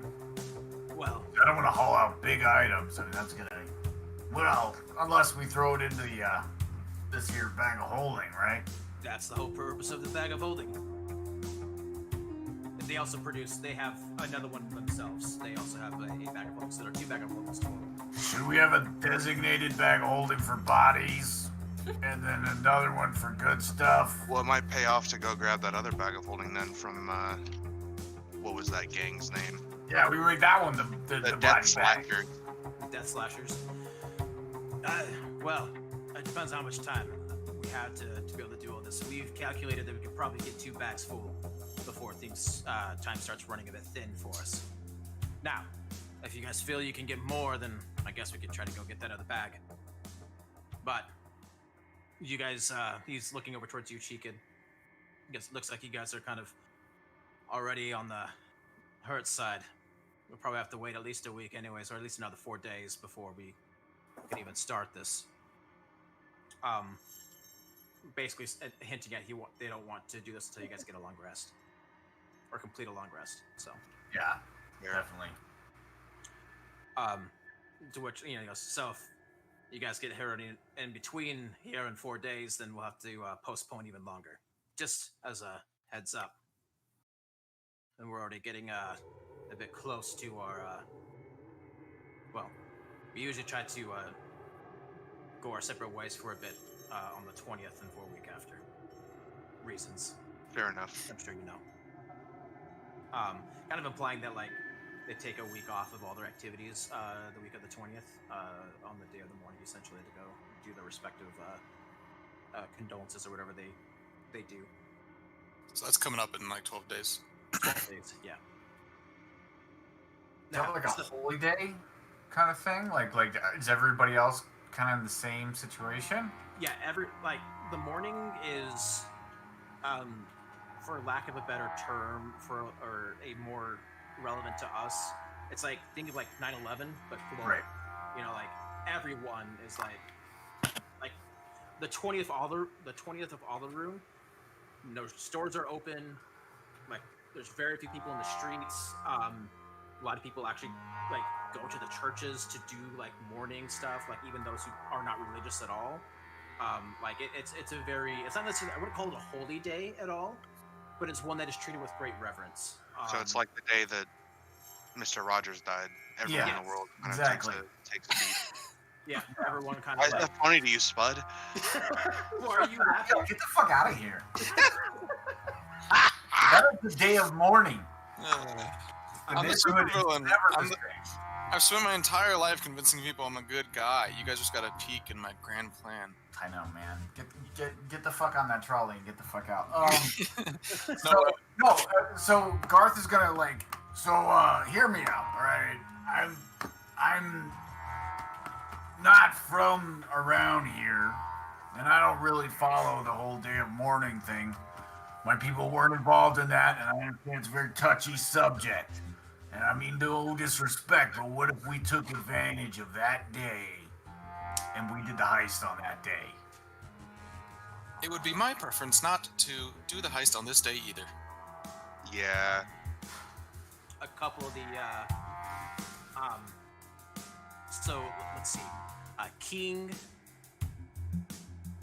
Yeah, so King of Hearts, Jack of Clubs, and Ace of Spades all kind of like do like a deep swallow as like they're like kind of thinking about it and such and mulling it over.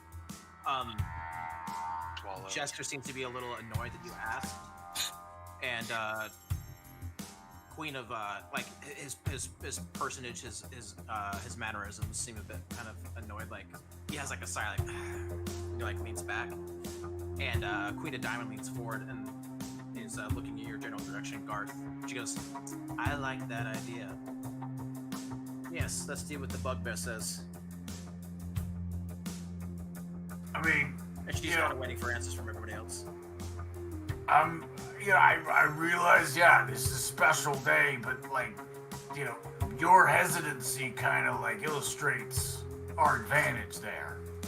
Like, is there? I'm all ears, as you can see, but like, is there any other reason not to do it on this day besides? The biggest reason not to, I would assume, is like if we get caught doing something like this on that day, then I feel like the punishment would probably be a lot more severe than it could be. So, maybe you get caught stealing a whole bunch of stuff. Maybe you get a couple, a hand taken or a wing taken. But if you get caught, disrespecting this on the day of mourning, then I feel like there might be a painful death involved with that. I don't think. Yeah, Tyra, I think if we get caught either day, it's bottoms up for any of us. I mean, our careers are basically shot at that point. So, failure's not an option no matter what day. Sure enough. King just kind of like sits forward as you guys are kind of like talking about this. He goes, "Well,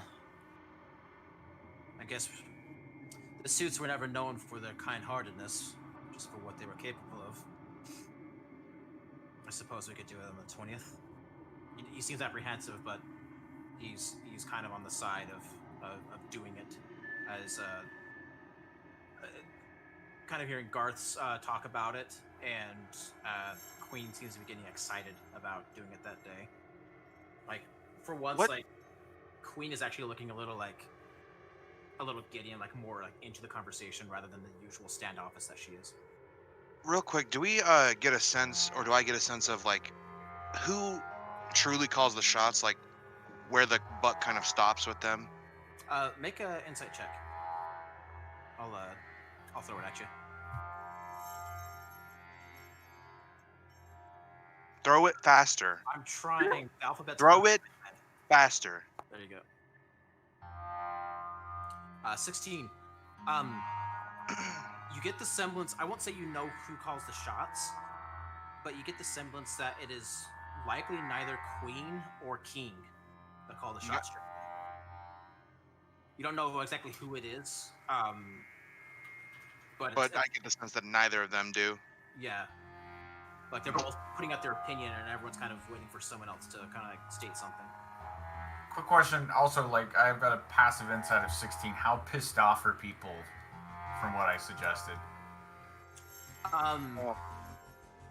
Ace looks to be like more like a gasp that you would even suggest something like that.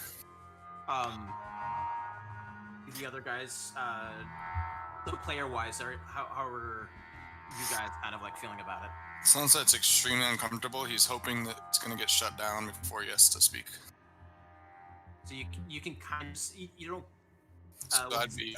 I mean, maybe my eyes a little subtle hints that I bring my kind of stoic form. You would see subtle mannerisms. Yeah, like a small little like. Not necessarily shifting weight, even. Yeah. Key Kid looks unsettled and is kind of like having those like distant stares where you can tell they're really thinking about something else, because you would know that he's part of like House Cannith, which was decimated in the morning, so there's that, but then you can tell he's kind of thinking about some other things as well. Doesn't feel great about it. Sonnet, as everyone's kind of like gauging the room, Sonnet speaks up, and she goes, "Yes, I've ran some numbers. I do feel, after running said numbers, that doing things on the 20th will actually make us the easiest means for us to get in and get out undetected. I will have to agree with Garth on this one. If we don't want to be known at all of being there, the 20th is our best option. But it's kind of convenient at this point. This is a random question. What time of day did the morning happen? It says it in the book, but I think it's like first thing in the morning. Like the morning happened in the morning. I'm not 100% though. I'll have to go back and double check on that. So I if, did say the date. Basically, I'll just say I want whatever time that is. I need like 2 hours of time to myself. Whenever it occurred during the day, so we'll have to do it at a different time, or I won't want to do it during that specific time. They'll definitely do it the night of the 20th. So, Okay. Let me see. Yeah. I What didn't time say of a time. day? It was it was entirely sudden and incredible. Anticipated and not understood. Yeah, What? we'll say it happened like around like midday. Like everyone Gotcha. was at work doing their things whenever, like, because everyone was awake and aware of it whenever it did occur. A lot of them couldn't get away in time. So, what That was happens how the many night years ago? before on the 19th? real quick, what was that, Tyra? So what do people do the night before on the 19th? Are people all at home, like getting prepared for stuff and Yeah, kind of Yeah. starting? there's actually a lot more activity than usual on the 19th as they're going out, and because some people do take a week off of the morning. The morning was 5 years ago, right? The morning, yes, at this Four- point, it's 5 years ago. 94. Yeah. 4, I think. No, it's 5. No, It's- 5. Yep, 5 because It then 1 would've year been later. the 50th 4 years anniversary. was the previous. Yep. Yeah, 4 years. Basically, it's 2 years after the peace treaty was done. Which Could the actual date was 5 we- years ago. Is this an area where we could use that slightly increased amount of people on the 19th to our advantage, and while everyone's rushing around and more people out than usual, use that as kind of our cover? This is in the warehouse district. It'd be more of people like rushing to get off of work. Some people kind of like sluggishly going into work in the morning, afternoon, and evening. So people like kind of dragging their feet away from work, and some of them would be like super like depressed or pissed off that they drew the short straw and they don't have the vacation. Like they're the ones who have to go to work throughout that week, and they're like upset about it. Could we pretend to be warehouse workers that got called in to cover their shifts and send the real warehouse workers home? As you toss that idea, Jack of Clubs like pipes up. He goes, "Yeah, actually, I think that would be quite easy to do if we, really, we could even just say we were temps called in from elsewhere. They don't even have to know us. We could just be wearing the uniforms. I mean, all manner of people work there. They wouldn't even be surprised." He points towards you, Sunset. Wouldn't even be surprised if a Warforged was among us. The only person that would be a bit strange to see working there would be you, Cheekin. No offense, but Aarakocra aren't necessarily known for their means of carrying a lot of heavy goods. What if he Yeah. was one of the heavy goods we carried in there? And he then points over towards you, Garth, and goes, "That's it. That's an idea. We could put. They could just like. We could put the bird in the box." I don't like enclosed spaces. Ace goes, I have plenty of boxes. We can. Oh, no. We'll find a good one. We can. Oh, Justin goes, all right, we're getting ahead of ourselves. Let's finish describing. Let me finish getting through the blueprints, and then you guys can debate on when we're gonna do this and how we're gonna do it. So unless anyone want to interrupt Jester, you're more than welcome to, but he wants to get on with at least explaining the rest of the floors. did he explain what these two pieces were here? As you kind of point there, he goes, yeah, so this little thing here is like a crane to help pick some stuff up and put them onto another cart. That's just a warning area where if you're there, just be aware that you might get a big ass crate dropped on your skull if you're not paying attention. And basically, they're just like warning zones. It's not those aren't walls at all. It's just it's a pad. Like Gotcha. Like a loading and So, unloading zone. Train and then like. Yeah, gotcha.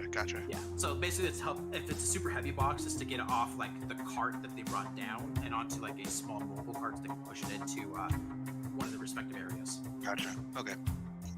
Yes, please continue. So moving on, second floor. Like I said, these. Oh, I'm in the wrong area. Here we go. So when we get to the second floor, this actually becomes like an office, like a security office.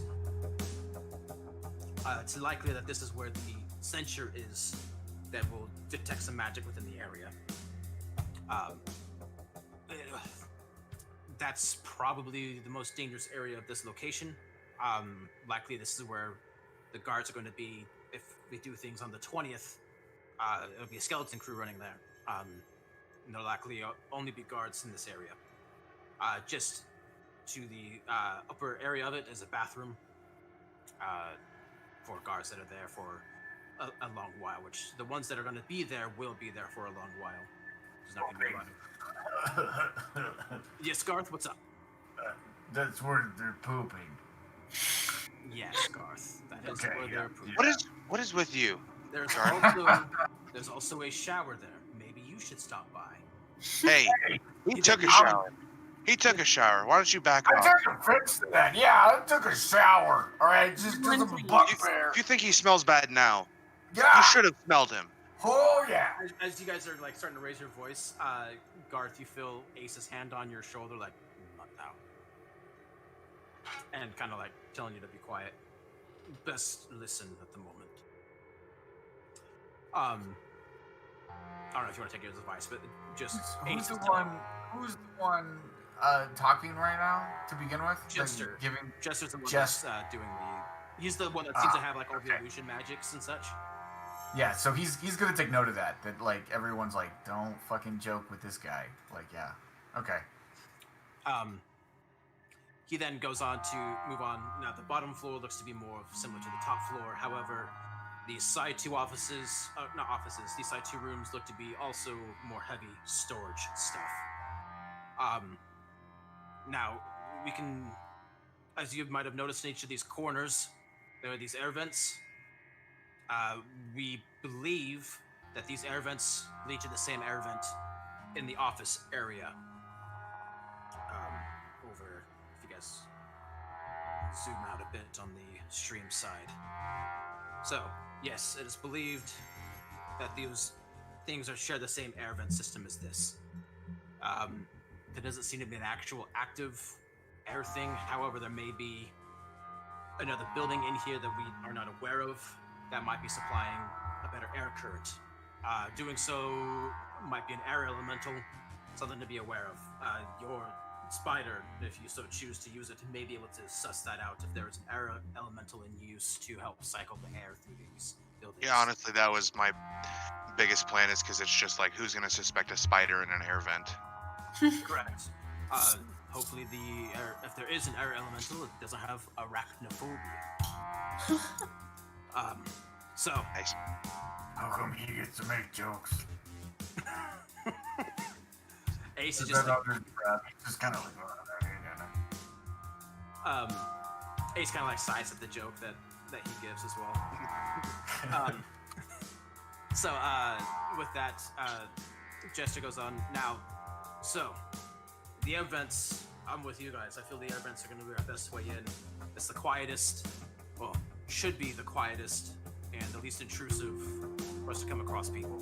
They're also, if I might add, conveniently located behind some massive blind spots. These huge pillars seem to go through the entire building as supports. So, And this is Joker talking? Jester, yes. Jester. Gotcha. Okay, Um, sorry. It is Jester that is currently speaking. No, you're fine. So, I'm not exactly sure which one of these vents will be the easiest to pop out of, but it looks like we have 4 options. Only thing we have to hope for is that they're not straight drops. he then mentions that the roof of each one of these sub-basements is about 20 feet high, with a 5 feet of stone / dirt / support in between each one.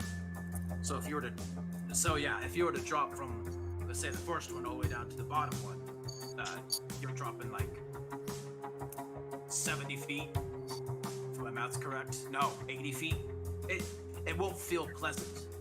They'll definitely hear you clambering down, hitting the vents on the way down. He seems to imply that the vents actually go into the wall a little bit. You know, they're a little bit bigger than what they show here, but they kind of like have like that small escape essentially to show up right in this area. It's like basically there's a long shaft that goes down the side, and then these are like pockets, like little offshoots. I guess the shaft's on this side. Sorry. Nice. The shaft. Now, another thing of mention or of note, this wall on this side is exposed to the I can't remember what it's called, but the gap area between. You know, it's not just in between. It's this whole building. Holstein's Holdings. Jester doesn't flow up his words. Jester's very good with his words. This is you. GM, You chose this name. Yes, the GM flubs up his words all the time. Holstein's Holdings is right on the edge of the depths, that large valley in between Dura and the Central Plateau. You know, that long space where you have to like take a ship or some kind of lightning rail to get across. It's like a half-mile gap of no buildings. You know, if you know what I mean. So is it a baby gap or is it like a normal gap? Here, I will. Please don't say the word baby gap. That does not sound right at all. Yeah. No, I mean like I made a dumb gap joke. Like the store. Let's leave the jokes to the professionals, okay? Alright, I'm pulling everybody. I'm failing, but I'm trying to pull everybody over to this scene. So he's basically saying that it's what that side is exposed to the depths over here. Gotcha. So like, basically it's wide open to like, there's not any close buildings on that wall. I guess I need to be able to make it so you guys can get to this. You know what's weird is I pulled up the map of Sharn, and then I clicked back over, and there it is again. Freaked me out. Show navigation. This is the current blueprint scene. It's just called Scene. If you guys want to, I'll move everyone back over to it. Slowly but surely. This website is pretty cool, gotta say. Leviathan. Foundry. Foundry. Whatever. It's not a website. Oh, by the way, What can be?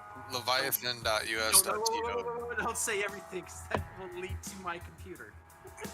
Oh, I stopped. that would have been good to know. Did I stop you in know. time? I was shouting it out loud enough. Hopefully, people don't pick it up. Does the number have anything to do with it?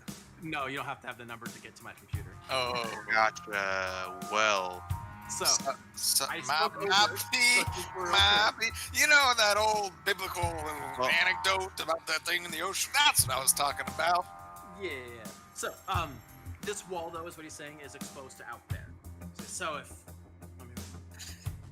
preferably we don't, especially on the 20th, but if for whatever reason we need to, that wall is exposed to the outside, we make for a quick escape if we need to detonate it. It'll take a lot to detonate it.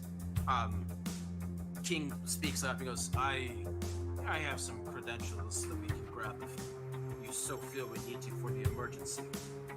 Jester just goes, it's better to have it and not need it than to need it and not have it, I say.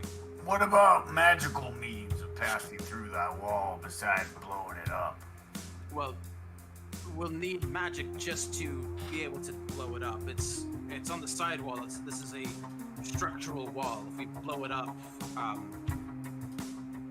we run the risk of collapsing the whole building. No, I mean like not blowing it up, but like passing through, yes. It's a bit thicker than it shows here, but it's about 20 feet of stone. I don't know of any magical spell that can pass through 20 feet of stone. I had an old druid friend that he can pass into the ethereal plane sometimes. I mean, he did get himself all fucked up, lost a leg, but I don't know. I haven't met anybody else that's been able to do that, but The issue with doing that is it'll likely set off their sensors anyways. well, aren't we supposed to be taking out the sensors? If we're gonna go in, then we can't. The sensor on the second floor we have to get in to get to it to begin with. We could take out the one externally, but they have one inside this building as well. Right. I'm in for getaways, though. This will be after the sensor gets taken out. I can look into an ethereal passing, yeah. The issue is, you kind of like just taking count of all the heads. The issue is to hit everybody. That's going to be pretty expensive spell-wise. Well, isn't there some kind of like potion that kind of goes that way? Like it wouldn't be like a spell cast on everybody, but Yeah, that could get really pricey. But spell was the wrong term. Just magical costs in general. And a potion of etherealness would be, well, first of all, to find 2, 3, 4. So 4 plus, so 9. It's like to find 9 potions of etherealness. That's pretty pricey. We might come out on top after, but we definitely need to make sure we get every bit we can out of this. or just one. Everybody jumps into my bag, and then one person goes through the wall. With you saying that,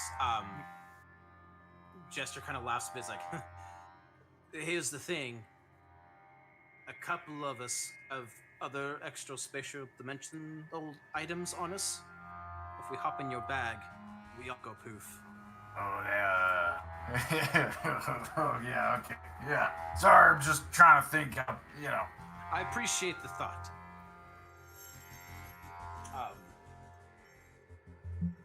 Is Holstings Holdings in the middle city? Oh, or it's the in Dura. It's in Dura. Oh, gotcha. Okay, Sorry, gotcha. Dura. Sorry, whenever you said middle, I thought you meant center. It's right at the border of middle and lower is where it's at. Okay. So it's on the upper side, but it is in Dura, the warehouse. West side of, got it. Yeah. All right.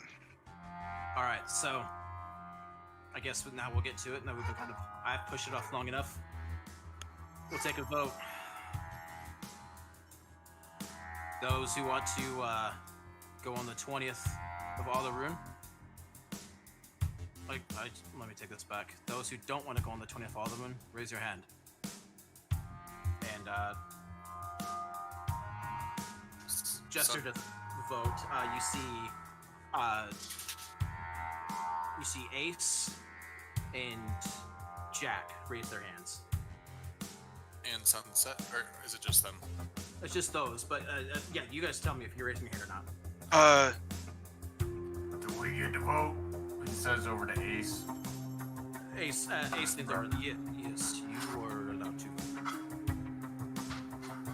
He confirms that you are allowed to vote. It was Ace and who? Ace and Jack. Ace of spades and Jack of clubs. Okay. I just say as long as I have the time the couple hours to myself in the middle of the day, I'm okay with it. Okay. So it's Sunset is the other one that's saying no. So did we decide against the 19th and dressing up as the workers? So first we're just planning on an actual day, and then we'll do the full plan. So if it's gonna be the 20th, then yes, the 19th we dress up the workers, go into it, and then execute the plan on the 20th when no one's around. Okay. As a sentence you get. So it's just gonna be the 3 votes then for nay. All right. Well, I suppose the rest of us would be voting the other way or non-exempt. So, the 20th it is. The idea for the disguises on the 19th, that seems to be the path to least bloodshed. We'll have to see what the usual employment num count is for the 20th. Possibly even subsequent days, because if we could prevent other people from even entering the area during that time, the longer our theft goes unnoticed, the better, I feel. Easier to get everything laundered and out of the way. What if we actually got jobs there instead of pretending? You think they're gonna hire a bugbear, an Aarakocra, and a Warforged? Hey, They might hire hey. the human. Hey, I can lift stuff. I can lift a lot of stuff. Yeah, but we're not exactly good for business, Garth. Yeah, but we're just there That's to all work. that needs to be This said. is not a day people want to work. So, on both of your points, as you mentioned, Garth, this is not a day people want to work. And as you mentioned, Cheekid, this is also you guys would be not the usual replacements. I feel, King, do you have input on this? And King speaks up. He goes, yeah, we can make it still work. While Aarakocra and the Bugbear and such are not necessarily known for their labor type stuff, it's most people will be showing up anyways to this location, to the holdings, to the vaults. So I don't think people will think too much of it, even though you guys would be unique in this area. If anyone asks, and he looks over towards you, Cheekid, if anyone asks, just say you're going to be the one in charge of the clerical work. Okay. Garth, you, actually, Cheekid, you will be with Sonnet in the clerical work. That'll make the most sense. Garth, you, Ace, Sunset, you guys will be disguised as the main loaders of items.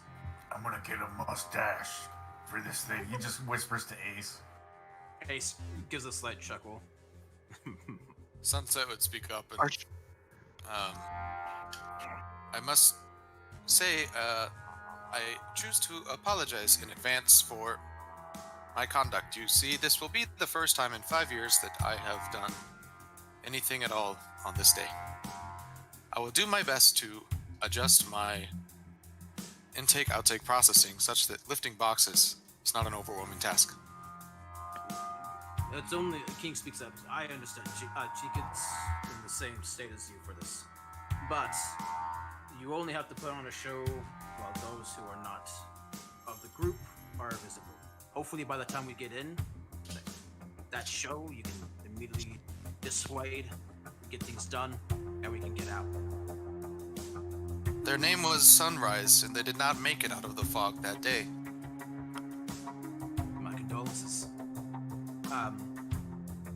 You see, Jack. I looked at the ground. You see, Jack kind of looks over at King, kind of like nudges him, like trying to get him to say something. King goes, "All right, listen," and he stands up out of his chair, and he gives a much more like eloquent, yet to the point, kind of like speech of trying to be like to inspire like strength in oneself and strengthen the memory of those who have fallen, and how he himself has had fellow people that fell during the morning, and he will give you, Cheekid, Sunset, and Ace a point of inspiration through this rousing speech, kind of in a means to like it's not only inspiration, but like, it gives you like a point of basically bravery, like immune to fear effects for right now. As he sits down, and if you so need, I will be more than happy to give you this boon again the day of, if you need. So as you guys as he finishes his speech, like I wouldn't necessarily say like your sorrows are gone, but they Or focus. strangely they strangely feel manageable, almost a way that you feel kind of like guilty about it. Like, if that makes sense. Like, it's not like you suddenly like sunset. You suddenly not necessarily don't say you don't care about Sunrise's death necessarily, but its impact is so much less for you right now that you feel kind of guilty about it, and it's all from the boon that he gave you. Like, it's not necessarily a good feeling that you have. It's kind of like a sickening feeling, but you feel like that. Like, does that make sense? Like, it eases, but not in the way that you were hoping, or that it should. Almost like you're kind of aware that a part of your humanity is being like suppressed. Yes, very much. Yeah. But the effect, as an effect, like it's the overwhelmingness of it has kind of lifted, so I can sort of start to think and focus on other stuff. You could definitely think and focus and stuff, but like in the back of your head, you're like, I shouldn't be feeling like this about Sunrise. Like I said, you almost feel guilty about it. How nonchalant you feel about it right now. Yeah. Garth is gonna like Drugs. like pat him on the back a little bit, be like, "Our success honors them." All Yeah. right. Sunset would kind of tip his chin to that to acknowledge it. So, I guess we'll get on the music, get in the costumes, or I should say the wardrobe. Jack speaks up. I could get that. That shouldn't be too hard for me to get. All right. So then we need total employee count for the week of the 20th, or at least the day of the 20th. Queen speaks up. Easy. I can get that. All right. So, anyone else want to try to source something? Kind of looking around. If anyone else has something else they want to try to bring to the table.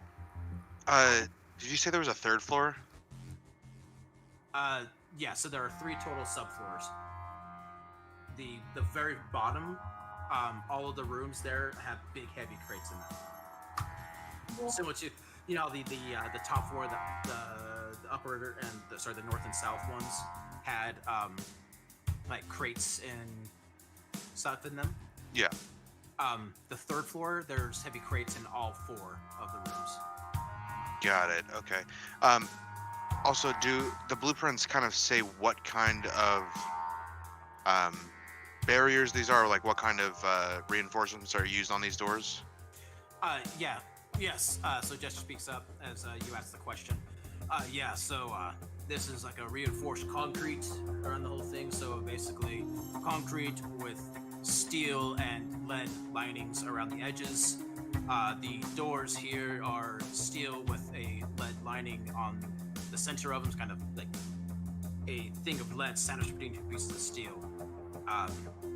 It's all mechanical locks from what we were able to gather. Maybe they've changed since then, but this all appears to be essentially not penetrable through most magical means.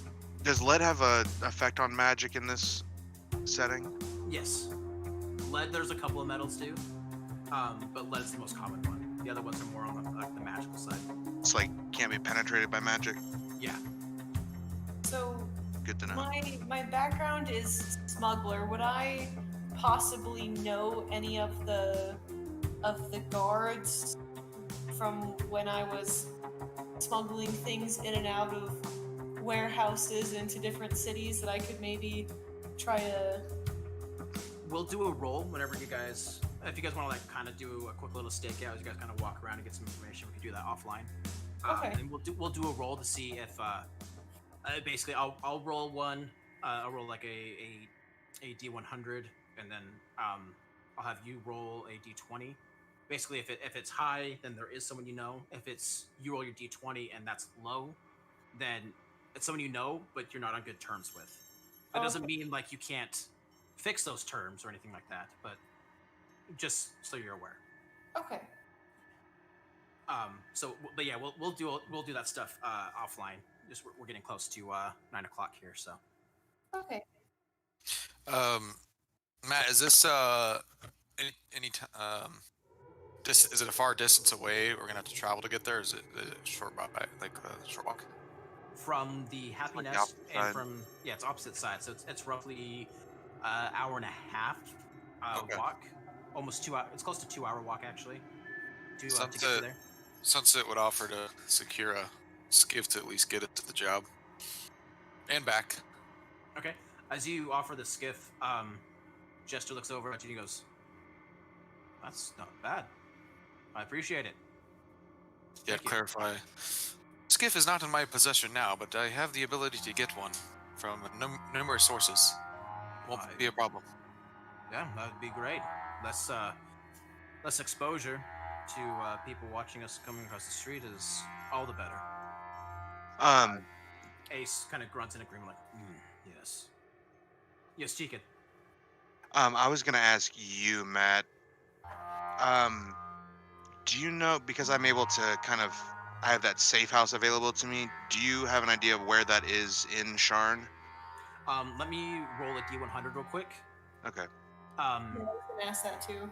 Because basically in certain areas, either you or or Tyra will have a safe house nearby. So there will be one. I'm just gonna see who it is. Gotcha.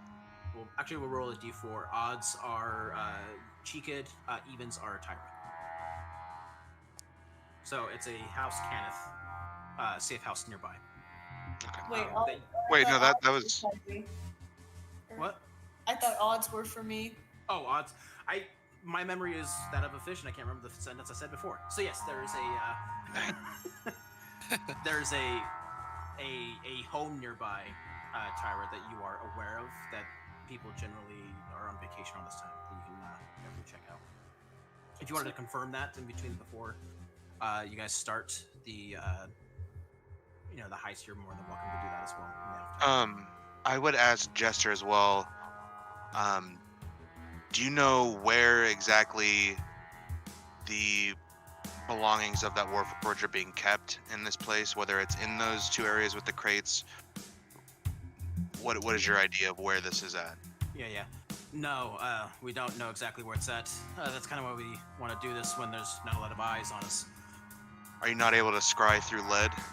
No, we'll have to go through the catalogs.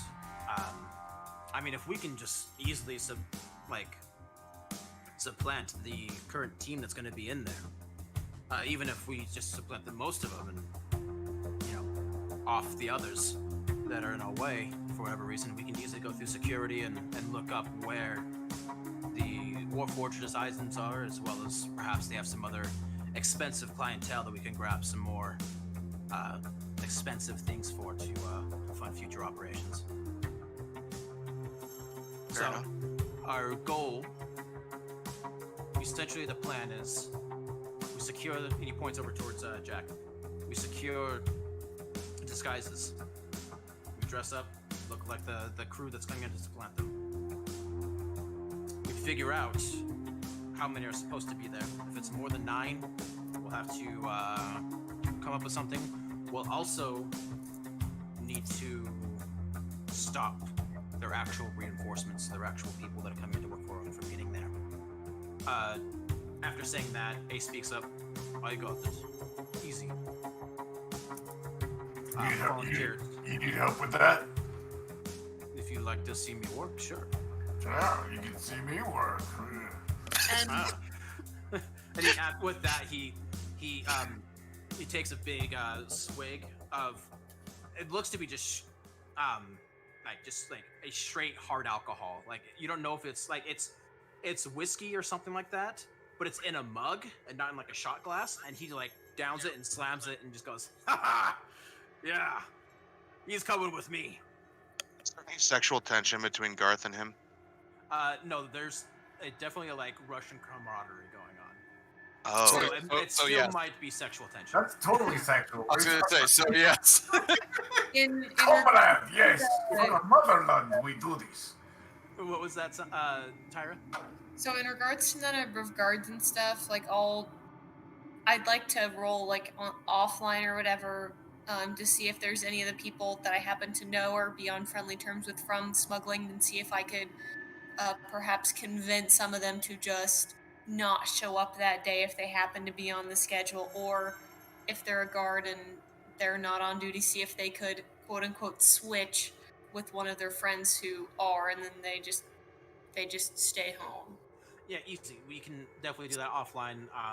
You'll be able to grab some information on if you know anybody that would be the ones that are replacing the guards that are there, or will be working that shift that week of the shift, and you'll definitely be able to give them that information. Okay, yeah, I'm just making some notes. So Yep. Also, make We sure you don't guys. know that Tyra has like guard connections, right? Was Correct. that- You don't. Yeah. Okay. Yeah, you don't know like who she has connections with and if they would be working there or not. So that's going to be all kind of on her end there. So after that he goes, all right, so we got the replacements taken care of. You see Jester kind of thinking, and then we'll need to do, I guess we'll just go in, infiltrate, remove any extras that might be still present, and then we'll take our time making sure we're able to fill the bags. Well, I guess find the items, fill the bags, and then leave when no one's looking. Sounds like a plan to me. Ace, he looks over towards Ace again. Would you like help from the others or just Garth in doing this? Ace then Sis goes, I'll accept anyone that wants to come along. Anyone's more than welcome to watch the show. As he elbows you, Garth. It kind of like hurts. He elbowed you a bit too hard in the side. Yeah.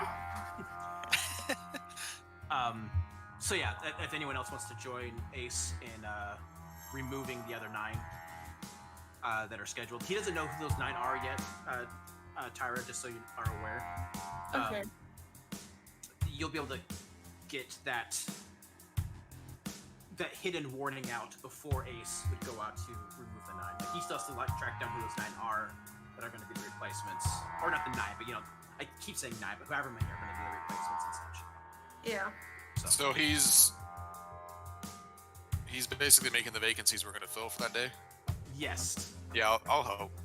Okay. Yeah, he's gonna make sure the vacancies exist in a way that also won't be strange that you guys are supplanting those vacancies. Yeah, Honest- but do it discreetly. So he's not just gonna kill them all? He might. You don't know. He's just saying. Like, Yeah, I'm not going. Maybe he'll kill them all. Maybe Pass. he won't. Maybe he has a means to keep them at bay. Hard pass. The only information you know is that he's good at guessing what people like for alcohol, and he has a lot of boxes. Yeah, Sunset would say, Oh, you mean? Poison coffins. when I was in the war, I was a professional at making permanent vacancies. I will join you for the vacancy quest. You know?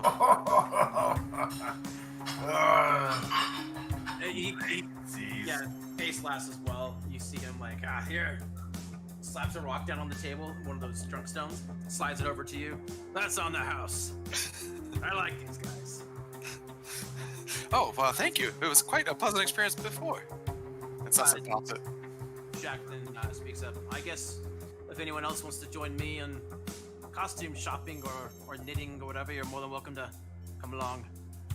Yeah, I really want to get like a Fu Manchu kind of look. Like I still look like a bugbear, but I wanted to be like, oh, that guy with the Fu Manchu. And then I just rip it off later, and they're like, oh, you're just a normal bugbear. And I'm like, yeah, I don't have a Fu Manchu. Jack kind of like eyes glazed over half while you were saying that, was like, everyone's getting the respective uniforms for the position that we're going at. If that's a Fu Manchu, then that's mighty coincidental for you. I doubt it, though. I'll come with you, Jack. Thank you. You would actually be the most difficult one to try to get something tailored for, no offense. Yeah, I can, understand. Trust also me, buying just- clothes is not a walk in the park for me. I mean, it's magical, but I can disguise myself if need be. Do you know what it's like to get dressed in the morning for me? Do you see these wings here? Jack goes, Jack's a halfling. So it's like, it's super easy for him to get in and out. He's like, Yeah, no, I can't even imagine. I bet that sucks. I bet that sucks a lot. Yeah, so I'd like to come. You bet. So yeah. Tyra, do you want to come along? Clothing shopping? Not no, saying anything, you know, being sexist on it. I mean, I asked him first. no, Why would you even go there, Jack? Queen just goes like, he's digging his holes again. yeah, I'll just laugh it off. No, I'll probably take the time while all the boys are out doing that stuff to see what of my old networks I can dig up and. Okay. Are you keeping that to yourself? Or are you No, telling I'll him? let him know. I'll tell him that it's like, nah, I may have some old connections around here, so I'm gonna see what I can dig up, and if any of that can help cut our numbers down without having to put too many people out of work for too long with broken bones or anything worse. When you say that, Queen speaks up and goes, just make sure they don't get the gist of what's going to happen. Of course She not. Speaks ominously. All right. Well, Queen talks again. I'm quite tired. As she says this, it's like mid-afternoon. I'm quite tired, and I would like to sleep. So, I will be off. Good luck. Question, DM. During this whole conversation, did Jester look like he was listening to the conversation or watching it be had? No, he looked like he was listening. Okay. You know,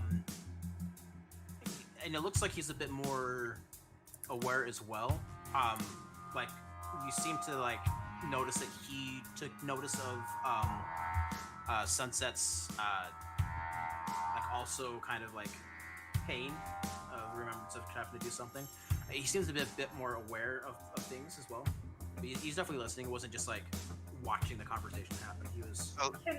So like, for other than what we said, he wasn't surprised by anything that was said by the other members. Correct. No, it sounded like another run of the mill from everybody.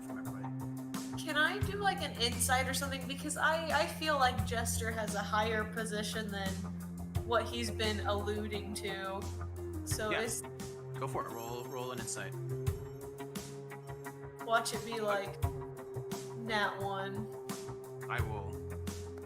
Oh, you got it. Oh, not too bad. Whoa! 21. So kind of like after like Queen does her little, you know, announcement that I'm leaving, everybody like fawn over me or something or whatever.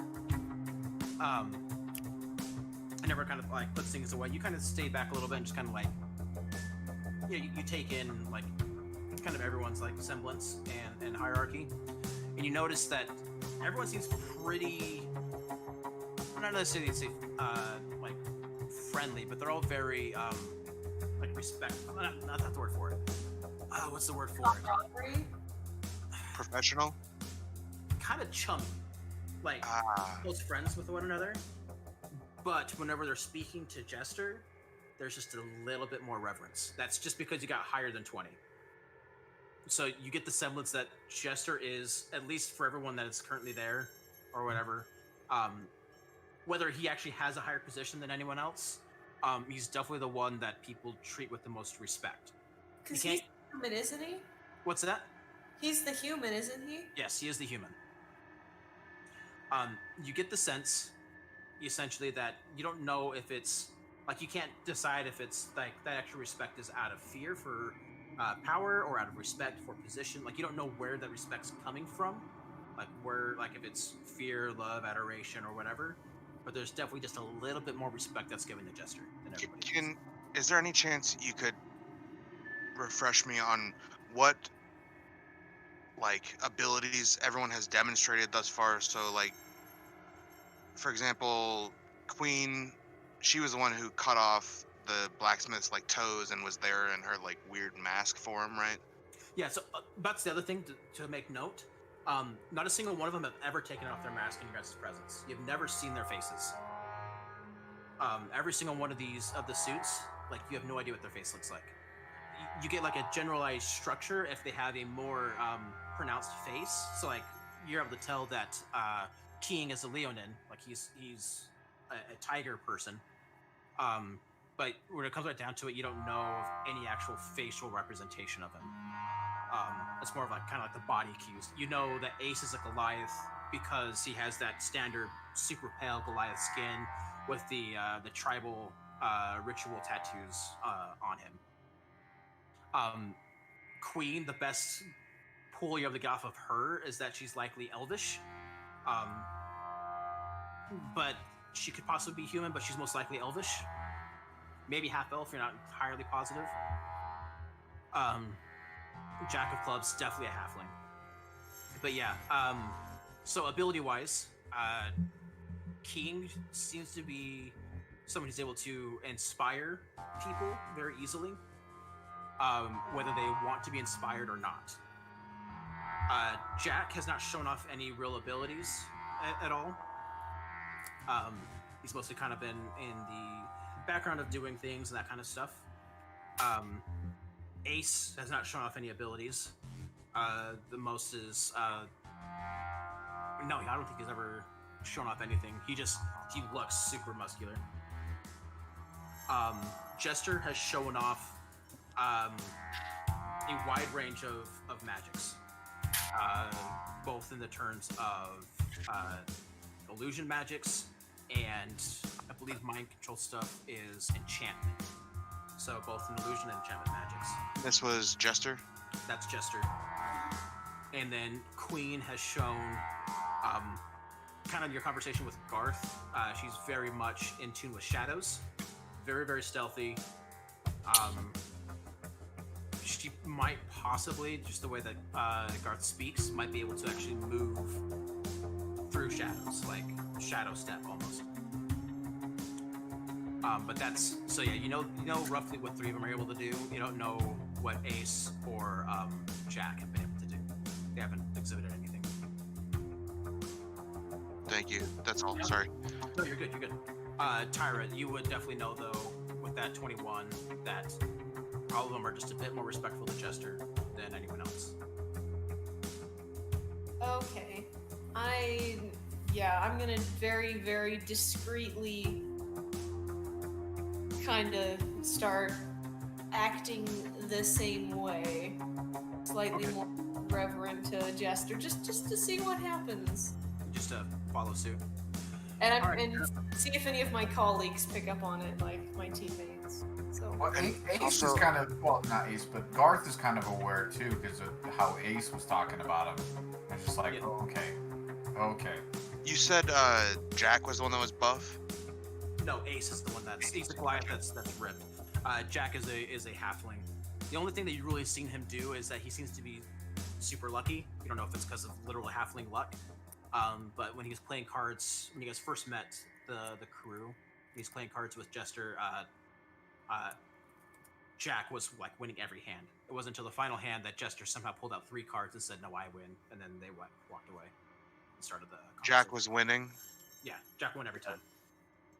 It wasn't until the final one that Jester pulled out 3 cards, which is against the rules, and then said, "No, I win," and then took a single coin. Just that hands winnings, and then Jack laughed at it, and then they all went, but he didn't protest, laughed "Yep, that's Jester for you." So you said Ace clearly a Goliath, Jack clearly a halfling, Queen looks elvish, King is a Leonin. Did you give a description on what race Jester might be? Jester, for all intents and purposes, is human. From what you guys can tell, you can't really get a good look at his ears, so maybe he's half elf, or like half of another species. He doesn't have any kind of strange skin discoloration, so he's not going to be half orc. But for the most part, just through his gait, as seeing him walk, he's most likely human. Okay. Sorry. No, you're fine. It's a little harder to tell the short elves from tall humans.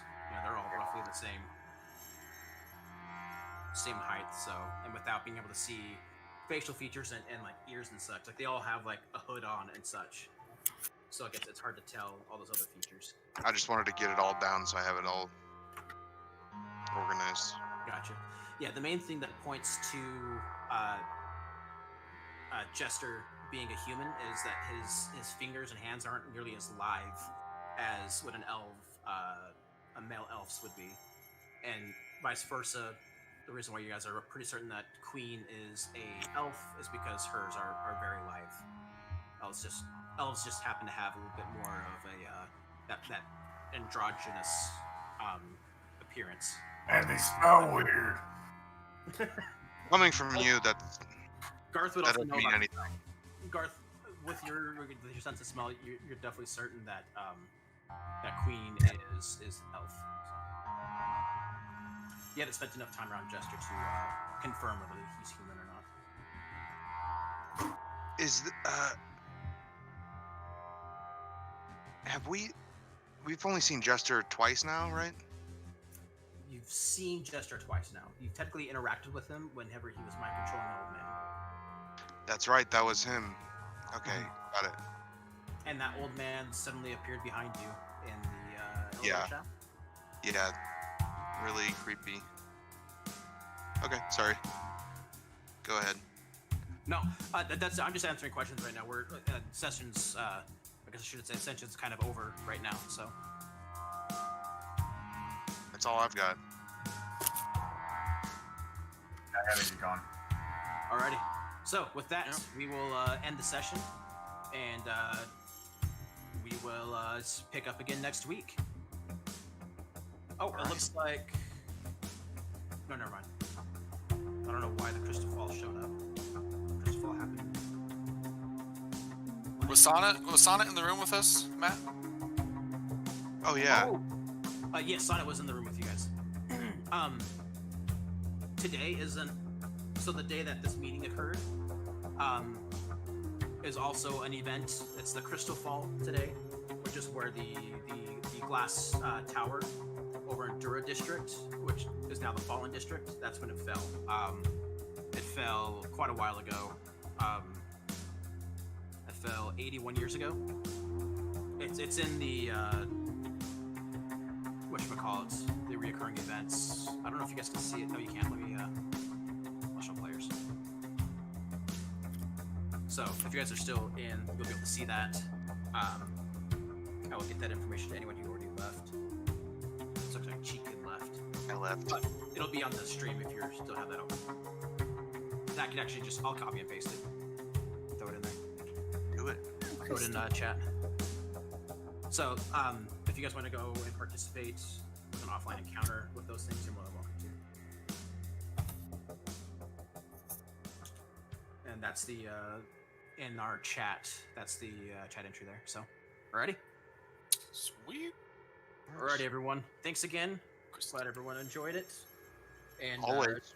next session, we will start the Holstein's Holdings. Man, I'm I just need to get it. Hasty heist. yeah. We're gonna change the HHH. We'll begin with the Triple H. Triple H. What is it? So Holstein? DX. So would this session have been called Preparation H? Preparation H feels good on the whole. I had a permanent substitute in high school that everyone nicknamed Prep H. He loved it though. It was great. He was a good sport. We'll see you guys. If you're gonna succeed as a high school sub, you gotta just roll. See you guys. Yeah, he See ya. would see you. I Alrighty. Well, you guys all have a wonderful night. Don't tell me